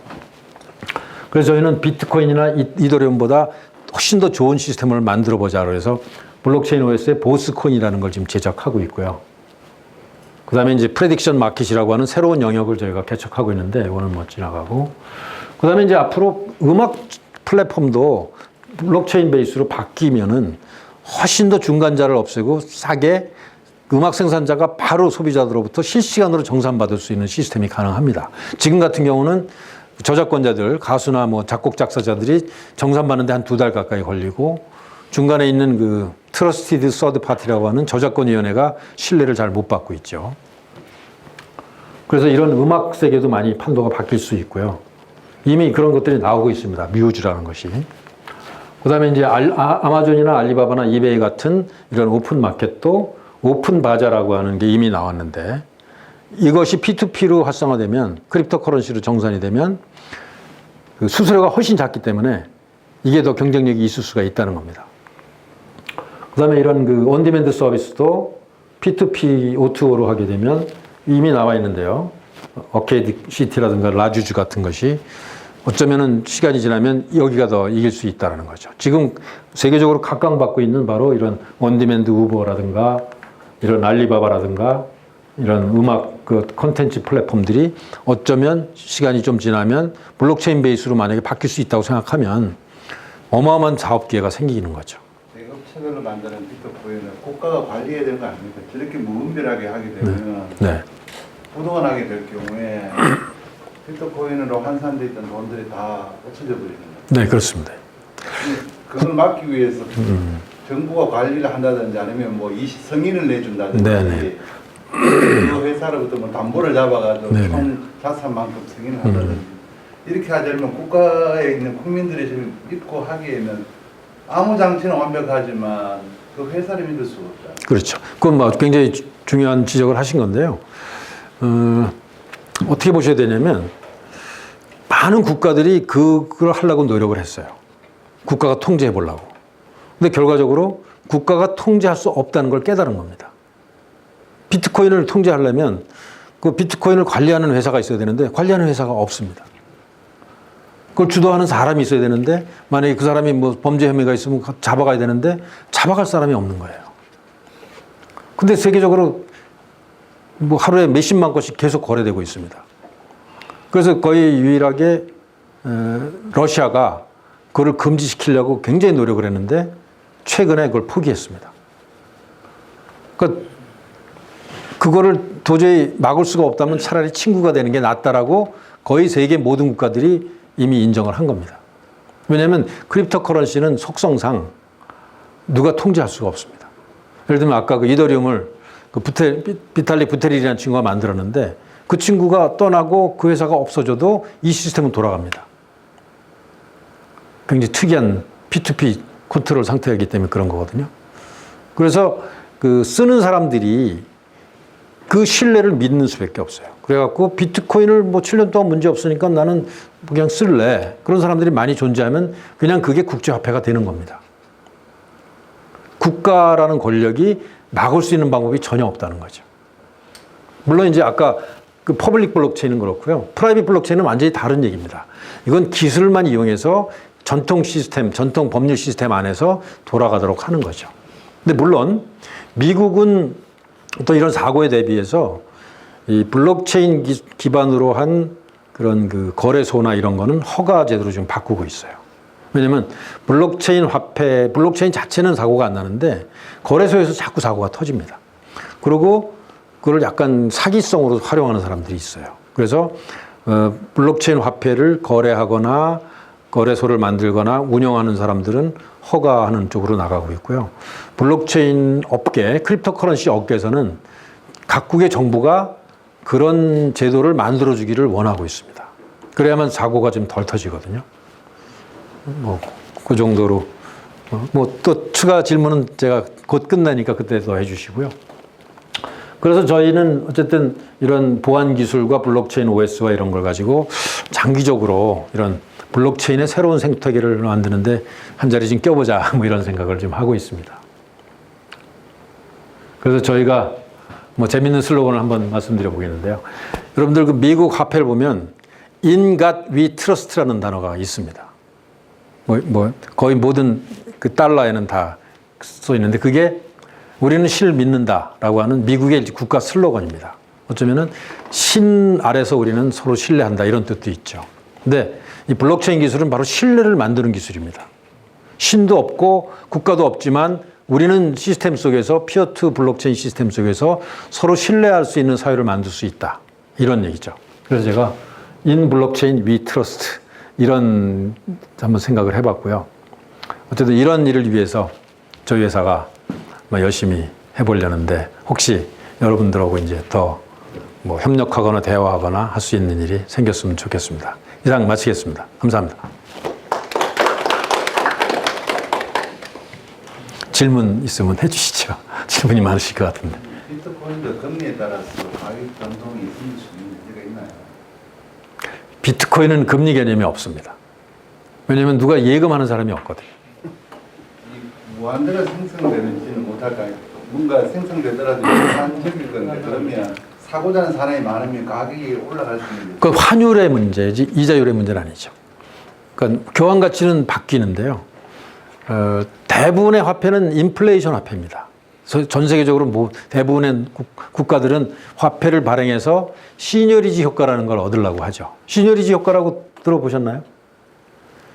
세계에서 가장 짭짤한 비즈니스가 시니어리지 비즈니스입니다. 뭐냐면 그 화폐 규조 차익이라고 하는 건데, 뭐 예를 들면 100불짜리 금화를 만들 때 금을 뭐 50불 어치만 쓰면 나머지 차익에 50불이 생기잖아요. 그걸 시니어리지라고 그러거든요. 예를 들면 지폐를 100불짜리 찍는데 인쇄비는 종이값 보고 인쇄비는 뭐 3불 든다. 그럼 97불이 시니어리지죠. 미국이 금융위기를 당했음에도 불구하고 양쪽 완화를 통해서 돈을 어마어마하게 세계에다 풀었는데 자국은 인플레이션이 안 일어나잖아요. 근데 외국에다 돈 빌려주면 이자는 들어오잖아요. 그게 바로 시니어리지 효과인데요. 그래서 대개 각국의 중앙정부들은 화폐 발행하는 국가들은 인플레이션을 하려고, 그러니까 화폐를 인플레이션을 하기 직전까지는 계속 발행하려는 욕구가 있습니다. 근데 이 비트코인이나 크립토커런시는 반대예요. 화폐 양을 철저하게 통제함으로써 가격이 오를 기대를 줘갖고 보유하도록 유도하는 겁니다. 그래서 비트코인이 그렇게 엄청나게 오르게 된 이유 중에 하나가 그거고요. 그렇게 된 거는 발행을 정부가 하는 게 아니라 그 시스템이 스케줄대로만 하고 딱 2,100만 개 이상은 더 이상 발행하지 않고 딱 100년 후에는 절대로 그 발행되지 않는다. 그런 개념으로 돼 있죠. 좀 다르죠. 국가가 발행하는 화폐하고는 그런 점에서 크게 다릅니다. 그럼 자기들끼리도 경쟁하는 건가요? 경쟁하죠. 예. 화폐들 간에도 자기가 소위 기축 코인이 되기 위해서 어쨌든 그렇죠. 경쟁하거나. 거의 매주 한두 개씩 나옵니다. 전 세계적으로. 그리고 서로 경쟁해갖고 하는 거죠. 그래서 경쟁이 되려면 일단 그 시스템이 안정돼야 되고, 예를 들면 100년, 1000년 동안 누구도 관리하지 않더라도 시스템이 안정적으로 유지될 거라는 신뢰를 줘야 되고요. 그 다음에 사용자가 굉장히 빠른 속도로 늘어나갖고 가격이 오를 거라고 하는 신뢰를 또 줘야 되고요. 그 다음에 아무도 컨트롤하지 못하도록 문제가 생기지 않도록 하는 신뢰를 주면 기축통화가 될 수 있는 거죠. 그래서 지금은 비트코인이 1등, 이더리움이 2등, 뭐 NEM 뭐 이런 것들이 이제 계속 각축을 하고 있는데 몇 년 안에 대단한 강자들이 많이 나타날 거예요. 기술이 지금 엄청난 속도로 발전하고 있기 때문에 그렇습니다. 8,000개 무슨 컴퓨터가 서버가 있다고 네네. 자발적으로 만들어지는 거예요? 네, 자발적으로 하는 겁니다.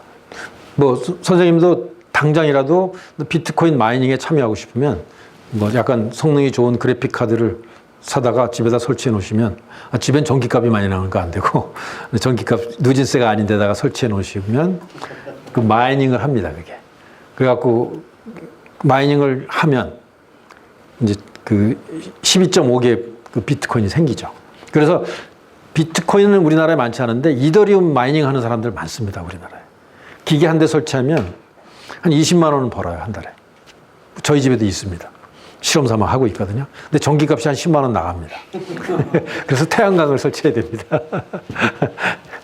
어쨌든 자발적으로 퍼블릭 블록체인은 전 세계 누구나 참여할 수 있도록 구조가 되어 있습니다. 근데 프라이빗 블록체인은 안 그렇죠. 아까 R3 같은 경우는 전 세계 50개 은행이 각각 뭐 서버를 10대씩 해갖고 뭐 500대만 이렇게 권한을 갖고 운영하는 그런 방식입니다. 좀 다르죠. 일종의 개인이 화폐 단위는 따로 있는 거고, 네. 마이닝하면서 자기가 개인이 일종의 화폐를 발행하는 겁니다. 발행하는 거죠. 네네. 개인이 발행하는 겁니다. 모여서 네. 그게 일반적인 뭐 달러나 원화 이런 그렇게 되는 겁니다. 신기한 일이죠. 중앙정부는 싫어하겠네요. 싫어하죠. 예. 통제 권한이 하나도 네. 없으니까. 싫어하는데 막을 방법이 도저히 없기 때문에 지금 대부분의 중앙 국가들이 차라리 우리가 발행하겠다 이렇게 나오는 겁니다. 그래서 블록체인 화폐로 지금 발행하기로 거의 대부분 선진 국가들이 다 결정을 한 거죠. 우리나라는 아직 결정 안 한 것 같은데 영국, 일본, 캐나다 뭐 다 결정한 것 같아요. 지금은 퍼블릭이 너무 양이 많잖아요. 네네. 나중에 이제 프라이버시 점점 많아질 거죠. 네네. 아까 얘기했던 그 10 트릴리언 중에서 2027년 되면 네네. 비가 얼마나 된다는 예측이 있나요? 그러니까 이제 10 트릴리언이면 한 10,000조쯤 되는데 그것 중에서 프라이빗과 퍼블릭의 비중이 얼마 될 거냐는 그거는 엄밀히 조사된 건 아니고요. 아까 그 다보스 포럼의 조사라는 거는 800명의 전문가들한테 아주 간단한 문장으로 물어본 거예요. 그러니까 이제 그 크립토커런시가 전 세계 GDP의 약 10%가 되면 그때부터 폭발적으로 성장할 거다. 이런 이게 티핑 포인트인데 과연 그 티핑 포인트가 가려면 어느 몇 년쯤 될 것 같으냐 그랬더니 사람들이 한 2027년 정도 앞으로 한 12년 정도 10년 정도 지나면 될 것 같다 이렇게 설문에 응한 사람이 많았을 뿐이지 엄밀하게 이게 뭐 크립토커런시냐 뭐야 공개냐 비공개냐 뭐 이런 거는 엄밀하지 않은 거고 아무래도 이제 추측이니까요. 근데 그 GDP의 10%가 보관된다는 거는 화폐뿐만 아니라 재산도 있습니다. 토지 대장. 토지도 지금 재산이잖아요. 그죠? 그다음에 증권. 뭐 그것도 이미 채권이나 주식도 증권이잖아요. 그런 것도 앞으로는 블록체인에 보관될 거기 때문에 그걸 엄밀하게 생각하기는 어렵습니다. 네. 그걸 2027년이 아니라 땡겨줄 수도 있고 더 늦어질 수도 있고요. 금이 있으면 살아야 되겠네. 네? 금이 있으면 살아야 되겠네. 금하고 경쟁하는 거죠. 금하고 경쟁하고 달러하고 경쟁하는 겁니다. 기본이 화폐제인데 기본적으로 그렇죠. 금이야 요새 뭐 화폐 수단보다는 뭐 반도체 아니 전자 부품에 많이 쓰지 않나요? 그다음에 중국 사람들이 이렇게 모아놓거나. 비트코인하고 아까 서버를 적으면은 네. 그때가 돈을 번 수 있다고 했잖아요. 네, 화폐를 만들어서 받는 거죠. 네, 네. 버는 방법이 화폐를 만들어서 버는 건가요? 그 이제 아까 말씀드렸듯이 전 세계 8,000개의 서버가 그 경쟁적으로 그 블록 컨퍼메이션 하기 위해서 암호를 풉니다. 그런데 암호를 내가 컴퓨터가 풀면 내구자로 12.5개의 비트코인이 들어오는 거죠. 그게 새로 화폐가 증발되는 겁니다. 그게 유일한 방법이에요. 화폐 발행 기관이 각 개인이면 그렇죠. 개인이 화폐 발행을 하는 겁니다. 조폐공사가 아니고 그렇습니다. 예. 신기한 기술이죠. 근데 그 서버를 놓을 때 어떤 어디에 허락을 받고 허락 안 받아도 시간 됩니다. 만들어서 예. 인터넷만 연결하면 됩니다. 속도가 좀 빨라야 되죠. 그다음에 컴퓨터가 성능이 좀 좋아야 돼요. 암호를 빨리 풀어야 되니까. 그리고 그 퍼블릭 체인은 누구나 참여할 수 있습니다. 원하시면 뭐 제가 하나 설치해 드릴게요. 한 50만 원 듭니다. 50만 원 정도. 이더리움 설치하면. 지금 소프트웨어 설치하는 소프트웨어 설치하면 되죠. 소프트웨어는 다 오픈 소스입니다. 오픈소스고 예. 50만 원씩은 돼. 그래픽 카드가 지금 빵빵해야 돼요. 그래픽. 예, 왜냐하면 이게 암호를 굉장히 빠른 속도로 풀어야 되기 때문에 그럼 컴퓨터 파워링 어느 정도? 그러니까 한 뭐 여러 가지 합해서 한 50만 원 정도면 되고요. 그래픽 카드가 센 거 있으면 되고요. 그러면 되게 요즘의 기준으로 보면 한 20만 원어치 생겨요. 이더리움 기준으로. 근데 전기세가 아까 말씀드린 한 10만 원 나오니까 수익률이 괜찮죠. 괜찮죠. 그래서 막 100개씩 하는 사람도 있습니다, 지금. 100개씩 하면 네. 10만 원씩 하면 100만 원 생기잖아요. 근데 이제 그 문제가 있어요. 문제가 하나 있는데 뭐냐면 에어컨 틀렸다 더 없다. 특징도 없어. 문제가 있는데 뭐냐면 가격이 올라가면 경쟁자가 많아집니다. 더 많은 사람들이 이제 수익성이 좋아지면 더 많이 투자할 거잖아요. 퍼블릭 시장 원리에 따라서 누구한테나 공개돼 있으니까 수익성이 좋으면 점점 더 많은 사람들이 이제 그 서버를 연결시켜 놓죠. 코인값 떨어지고. 그렇죠. 코인 값이 떨어지면 발행 숫자가 많아지고. 그렇죠. 그러니까 여러 가지 변수가 있어요. 코인의 숫자가 많아지면 가격이 떨어지겠죠. 그럼 수익성도 떨어지잖아요. 그죠? 근데 이게 인기가 좋아갖고 사용처가 많아지면 가격이 올라가겠죠. 화폐 함수에 따라서. 많은 사람들이 쓰고 많은 사람들이 보관한다. 사용자가 늘어날수록 뭔가 자기가 뭐 10불이고 100불이고 보관을 해야 될 거 아니에요. 그죠? 그러려면 어디가 사야 되잖아요. 자유경쟁 시장에서. 전 세계적으로 그 거래소가 뭐 100개가 넘습니다. 그러니까 그런 데 가서 살 수 있잖아요. 그 사용자가 많으면 가격이 올라가고. 그 가격이 올라가면 더 많은 사람들이 그 마이닝에 참여하고. 그러면 나한테 떨어지는 화폐량이 줄어들고. 그러니까 철저히 자유경쟁 시장에서 움직이는 시스템이죠. 묘하게 시장이. 그렇죠. 아주 묘하게 형성됩니다. 그래서 뭐 한번 시험 삼아 해보실 필요는 있지만 돈 벌기 위해서 하실 필요는 없을 것 같아요. 예, 맞습니다. 코인 하나 까봤어요. 근데 하는 사람도 있어요. 그걸 열심히 해갖고 돈 좀 버는 사람들도 꽤 있습니다. 왜냐하면 이더리움 같은 경우에 한 금년 초에 6개월 사이에 10배가 올랐거든요. 비트코인도 작년과 올해 사이에 3배 올랐거든요. 한 6개월 사이에. 그 다음에 NEM이라는 코인도 지난 한 달 사이에 한 10배 올랐어요.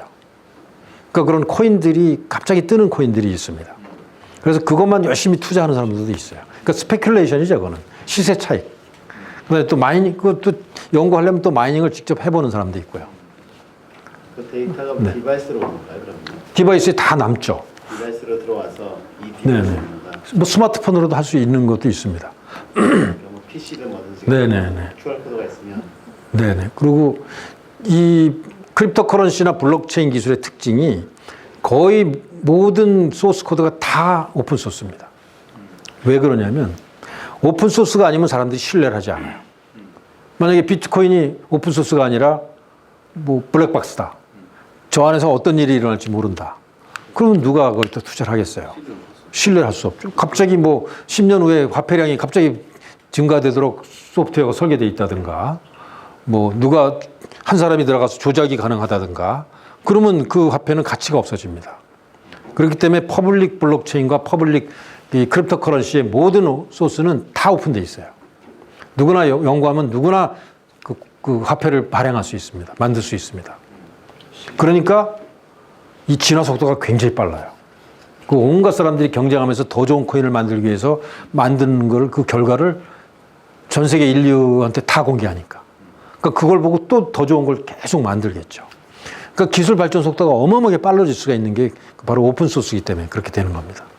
지금 국내에서 네. 그런 비트코인이나 이더리움이 실생활에 이렇게 사용되고 있는지 많지는 않아요. 그러니까 비트코인 뭐 받는 뭐 빵집, 커피숍 몇 개 있고요. 디지털은 꽤 씁니다. 예를 들면 뭐 아마존에서도 받는 게 있고 게임은 많아요. 게임에는 많이 받고 그다음에 어디죠? 마이크로소프트도 일부 서비스에서 돈을 받습니다. 비트코인을 받습니다. 그리고 비트코인은 언제든지 달러로 교환할 수 있기 때문에 거의 화폐하고 똑같다고 보시면 돼요. 저희 나라는 쉽지 않겠는데. 네? 저희 나라는 쉽지 않겠는데. 어떤 점에서?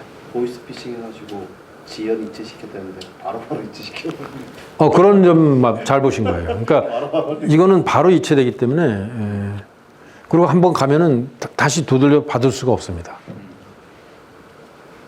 그런 건 아까 제가 단점 중에 하나라고 말씀드렸죠. 근데 예를 들어서 네. 내가 그런 거잖아요. 비트코인 뭐 하여튼 뭐 하나의 저런 치 코인이 있고 또 어나더 코인이 있으면 둘 간에도 서로 다른 걸 보내고 받는 건 하려면 해당되는 뭐 소프트웨어 이런 것들이 서로 있어요. 그건 거래소가 있습니다.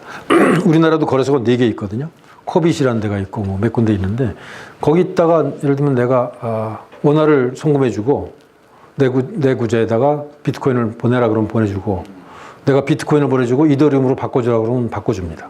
그 시간에 실시간 환율로 바꿔줍니다. 외환거래하고 똑같다고 보시면 돼요. 그런 거를 처리해주는 거래소가 있는 거죠. 우리나라에도 한 4개 있습니다. 그게 송금해주고 이런 게 아니라 네. 교환만 시켜주는 것이지. 교환해갖고 송금을 해주는 거죠. 내 구자로. 그냥 바로 보내면 쭉 연결되는 아직 그런 건 없습니다. 소프트웨어가 같아야 되잖아요. 그런 기술도 지금 개발하고 있어요. 아까 얘기한 그 텐더미트 개발한 그 권용재라는 친구가 그 기술도 개발하고 있는데 아직은 완성 안 됐고요. 지금은 거래소가 처리해 줍니다. 그걸. 네.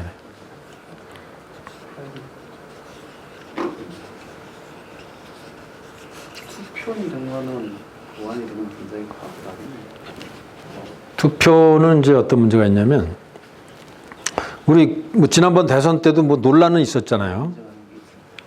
그리고 우리나라가 전국 투표하는데 돈이 한 1,300억 좀 든다고 그래요. 투표 관리하는데. 근데 이제 블록체인으로 그 모든 기록을 관리하면 일단 조작이 불가능하고 사후 검증이 아주 쉽습니다. 기록만 다 하면. 근데 현장 투표를 해야 되겠죠. 근데 만약에 모바일 투표까지 하려고 그러면 예를 들면 홍채 인식을 하는 게 있으면 그것도 거의 완벽해지죠. 네네. 그렇게 되면 뭐 4년에 한 번 투표가 아니라 거의 모든 정책을 뭐 한 달에 한 번씩 투표도 가능합니다. 직접 민주제를 할 수 있는 거죠. 그리고 근데 이제 블록체인 기술이 아까 말씀드린 문제가 몇 가지 있는데요. 비밀 투표하기 어렵잖아요. 공개되니까. 그죠? 그래서 그 기술을 개발해야 됩니다. 그 기술이 몇 가지 개발되고 있어요. 비밀은 보장하면서 계산은 가능하게 하는 기술이 멀티파티 컴퓨테이션이라고 하는 다중계산이라는 기술이 있는데요. 아직까지 완성은 좀 안 됐는데 그 기술도 지금 저희 회사도 개발하고 있는데 중요한 기술 중에 하나입니다. 투표를 검증은 가능하되 각 개인이 누구한테 투표하는 것은 공개하지 않는 거죠. 그 다음에 예를 들면 의료 정보를, 내 DNA 정보를 그 은행에다가 어떤 시스템에 맡겼는데 그 수만 명, 수십만 명의 DNA 정보를 이용해서 의학, 제약, 개발을 한다든가 이런 데 쓸 수 있지만 그 개인의 DNA 정보가 절대로 공개되면 안 되잖아요. 그것이 가능한 기술이 바로 있습니다. 그것도 이제 블록체인 기술의 특수 기술인데 아직은 기술이 완성되지는 않았는데 세계적으로 경쟁적으로 지금 하고 있어요. 그래서 이제 그 비밀 투표, 보통 선거, 그런 거를 아직 완벽하게 해결되지 않아서 일부분만 현재 쓰고 있는 겁니다. 예를 들면 기록을 보관한다든가 사후 검증을 쉽게 한다든가 이런 거는 할 수 있죠. 그래도 비용이 훨씬 쌉니다. 거의 한 5분의 1 이하로 투표를 시스템을 관리할 수 있죠.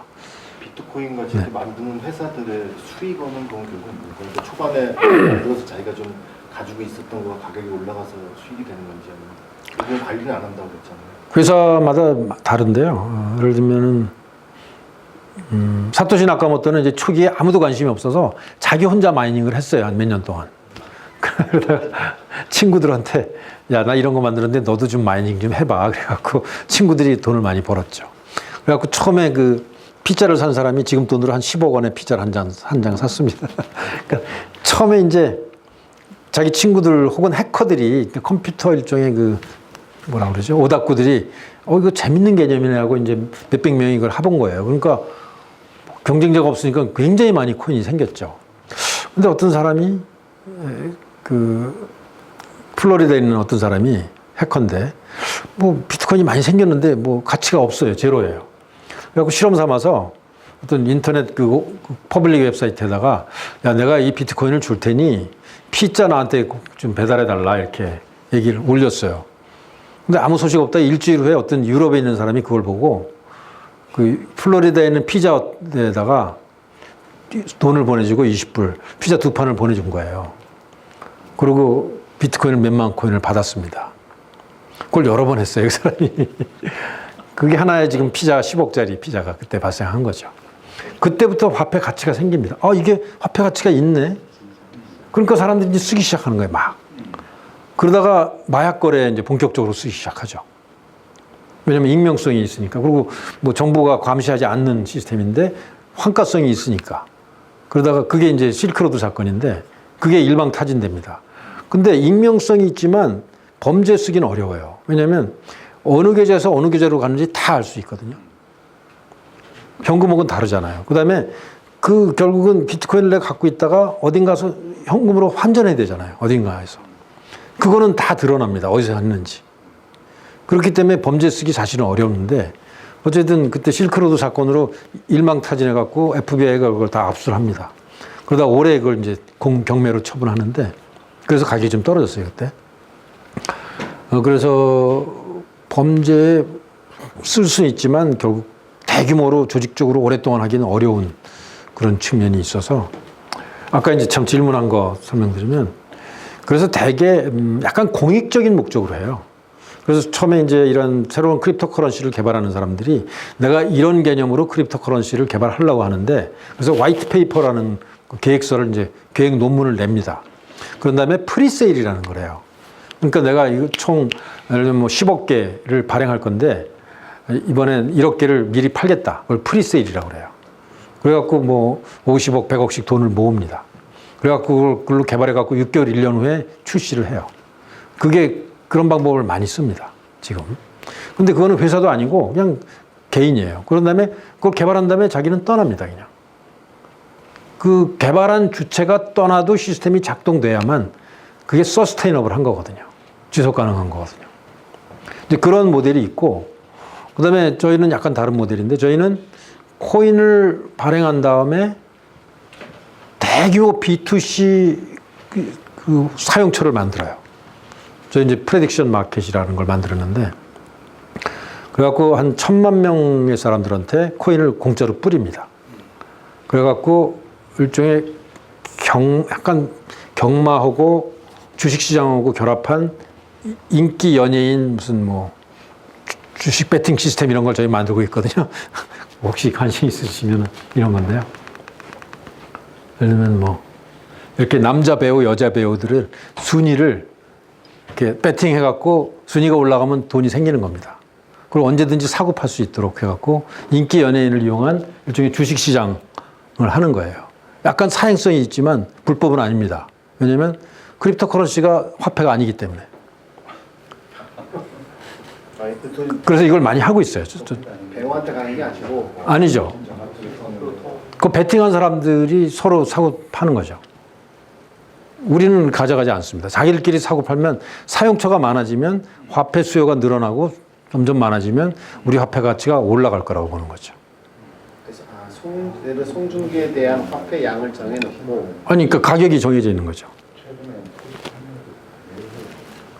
가격이 정해져 있죠. 예를 들면 그 남자 가수 30명의 인기도를 다 그 주식시장처럼 측정을 해갖고 합하면 100이 되도록 합니다. 그래갖고 인기 올라갈 사람은 올라갈 거라고 예상되면 저희가 베팅을 하는 거죠. 올라갈 주식시장하고 거의 비슷하게. 항상 사고 팔 수 있습니다. 근데 크립토 커런시를 하는 거죠. 그래서 예를 들면 이런 서비스, 재미가 있어야 되고 연예인들에 대한 인기가 있잖아요. 그래서 이런 서비스 몇 가지를 개발합니다, 저희가. 그래갖고 크립토 커런시의 사용자가 많으면 많을수록 가치가 올라갈 거거든요. 그러니까 지금 비트코인이 한 7년 동안 한 1,000만 명의 사용자가 생겼는데 저희는 한 2, 3년 내에 1,000만 명 이상의 사용자를 만들 수 있을 거라고 봐요. 왜냐하면 우리는 코인을 그냥 공짜로 뿌릴 거니까. 이거를 뿌리면 그 사람들이 여기 와서 베팅을 하게 할 거거든요. 뭐 그럴 때 이제 에어드랍이라고 얘기하는데 다양한 수익 모델이 생깁니다. 그래서 이런 서비스가 만약에 성공하면 여기서 광고도 생길 수 있고 뭐 굉장히 다양한 수익 모델이 생길 수가 있고요. 나중에 실제 가치가 생겼을 때요. 네. 그 누군가 아주 현금을 바꾸잖아요. 네네. 현금 누가 내주나요? 그 시장에서 형성되는 거죠. 사고자 하는 사람이 있거든요.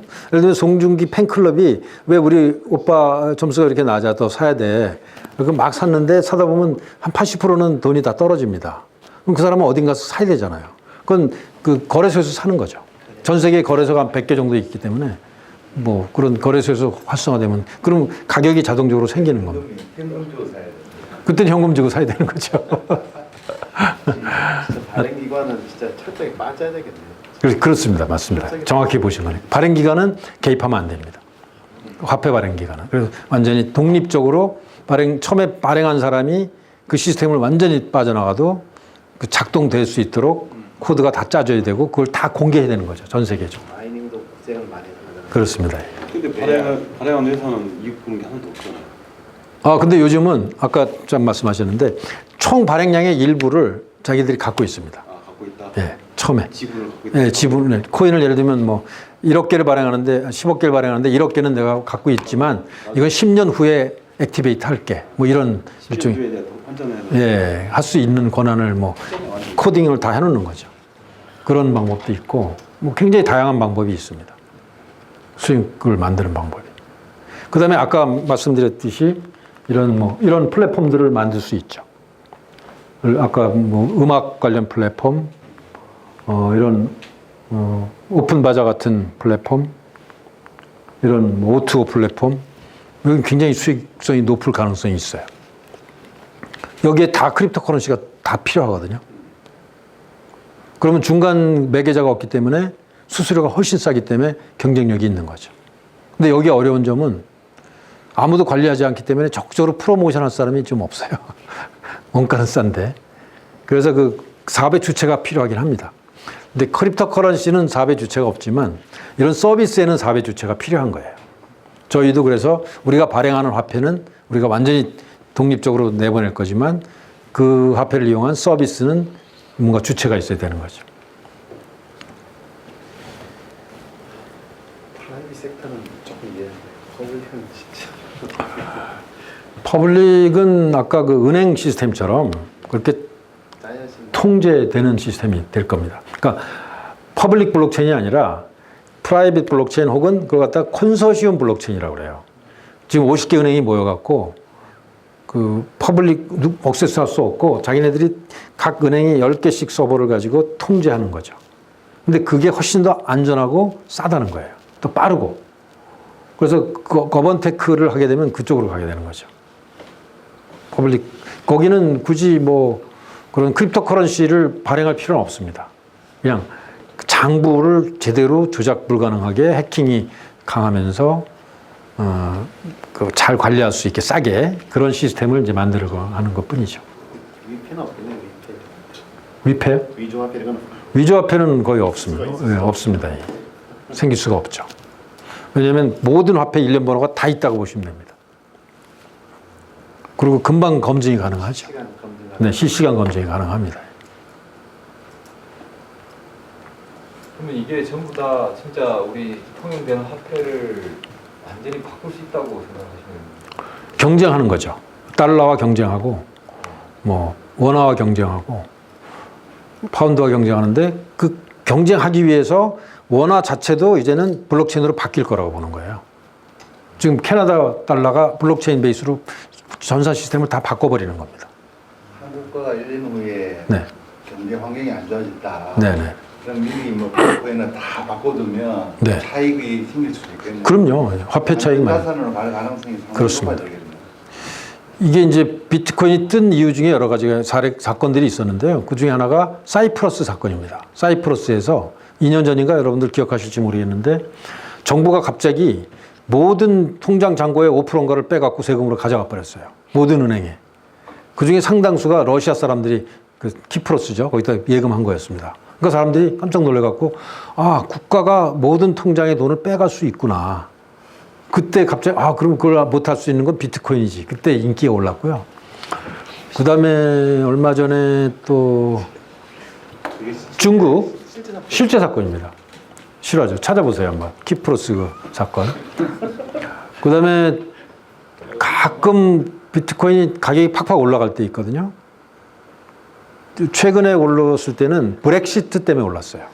브렉시트가 되면 전 세계 경제가 약간 흔들릴 수 있고 화폐들이 약화될 수 있으니까 이거 안전자산이다 오히려 그렇게 생각한 것도 있고 또 하나는 중국이 외환을 통제하면 비트코인이 가격이 올라갑니다. 여러분들 아시다시피 중국은 뭐 아무리 부자라도 외국으로 돈 함부로 못 빼잖아요. 그래갖고 잘못 걸리면 사형당하잖아요, 그죠?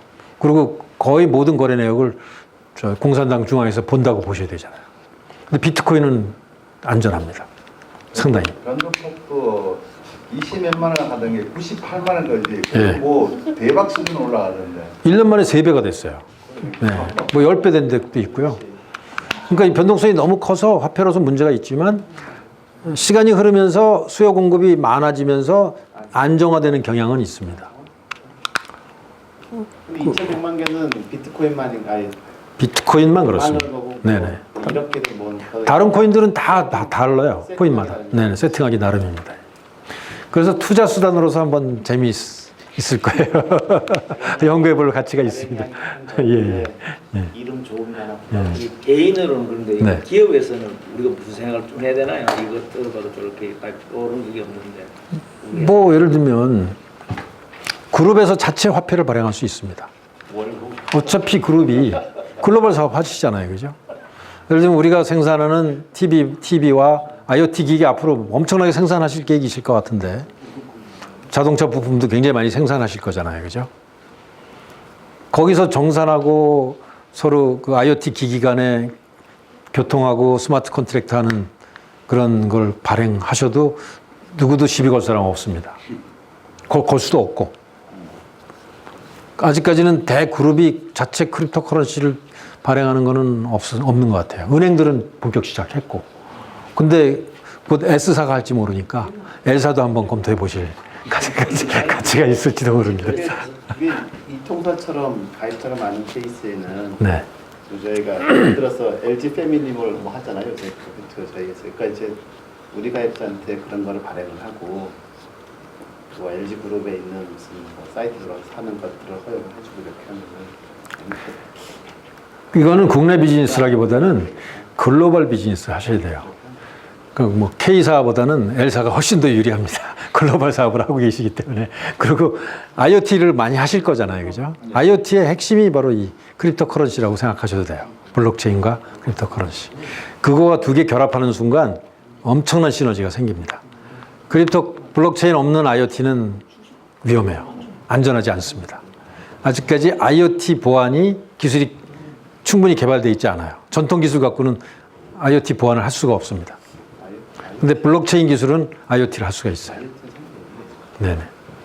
그리고 IoT가 4차 산업의 핵심이고, L사의 세계적인 경쟁력이고, 커스터머가 몇억 명이 만들 수 있잖아요. 그죠? 그 사람들이 다 이 L코인을 쓰게 하면 코인 가치도 올라가서 그게 큰 돈을 벌어줄지도 모릅니다. 근데 그걸 막을 수 있는 사람은 없고, 반대할 수도 없어요. 어느 정부도 반대할 수 없습니다. 러시아가 그걸 반대하려고 그러다가 포기했고요. 북한이 무지 열심히 연구하는 걸로 지금 알려져 있습니다. 원칙적으로 세금은 어떻게 그렇습니까?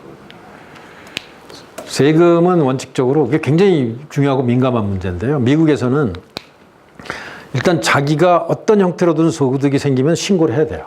미국은 법적으로 문제가 없습니다. 뭐 이거에서 시세 차익이 생겼다, 뭐 아니면 마이닝 해갖고 돈이 생겼다 그러면 그냥 신고해서 세금을 내면 됩니다. 근데 우리나라는 약간 좀 다르잖아요, 구조가.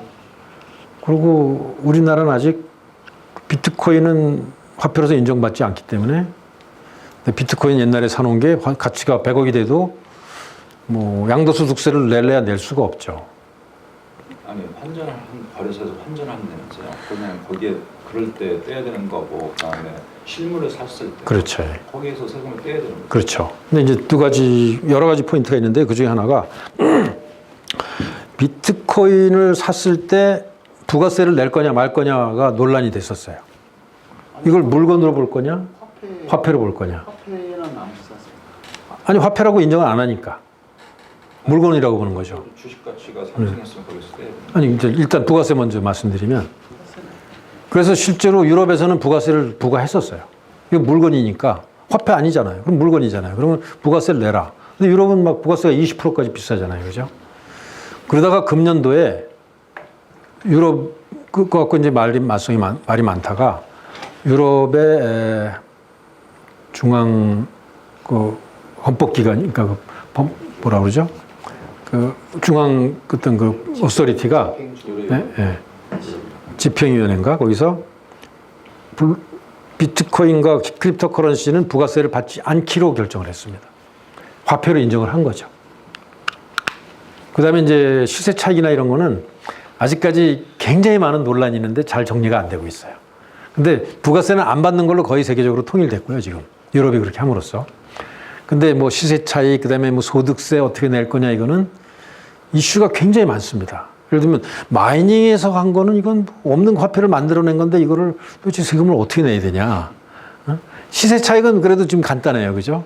뭐 100불에 300불에 사갖고 900불에 팔았으면 시세 차익이니까 그거는 캐피탈 게인 텍스라는 게 있잖아요, 미국은. 우리나라는 없죠, 캐피탈 게인 텍스가. 그래서 뭐 비교적 간단한데 안에 여러 가지 논란이 있는데 아직까지 그걸 법적으로 정리가 안 돼 있습니다. 그래서 우리나라 국세청도 연구하고 있어요. 전 세계 국세청들이 지금 이것 때문에 굉장히 많은 연구를 하고 있고 보고서들도 많이 나오고 있습니다, 지금. 근데 아직 통일된 의견은 아직 없습니다. 이러면 종부세도 내야 되는 그렇죠. 그게 국제국의 국경 간에 대한 이슈가 있어가지고. 그렇죠. 이건 국경을 그냥 무시로 국경이 넘나드니까. 없이 그냥 예. 관세. 그래서 세금 문제 좀 복잡한데요. 나중에는 거래세를 걷자. 토비세 비슷하게.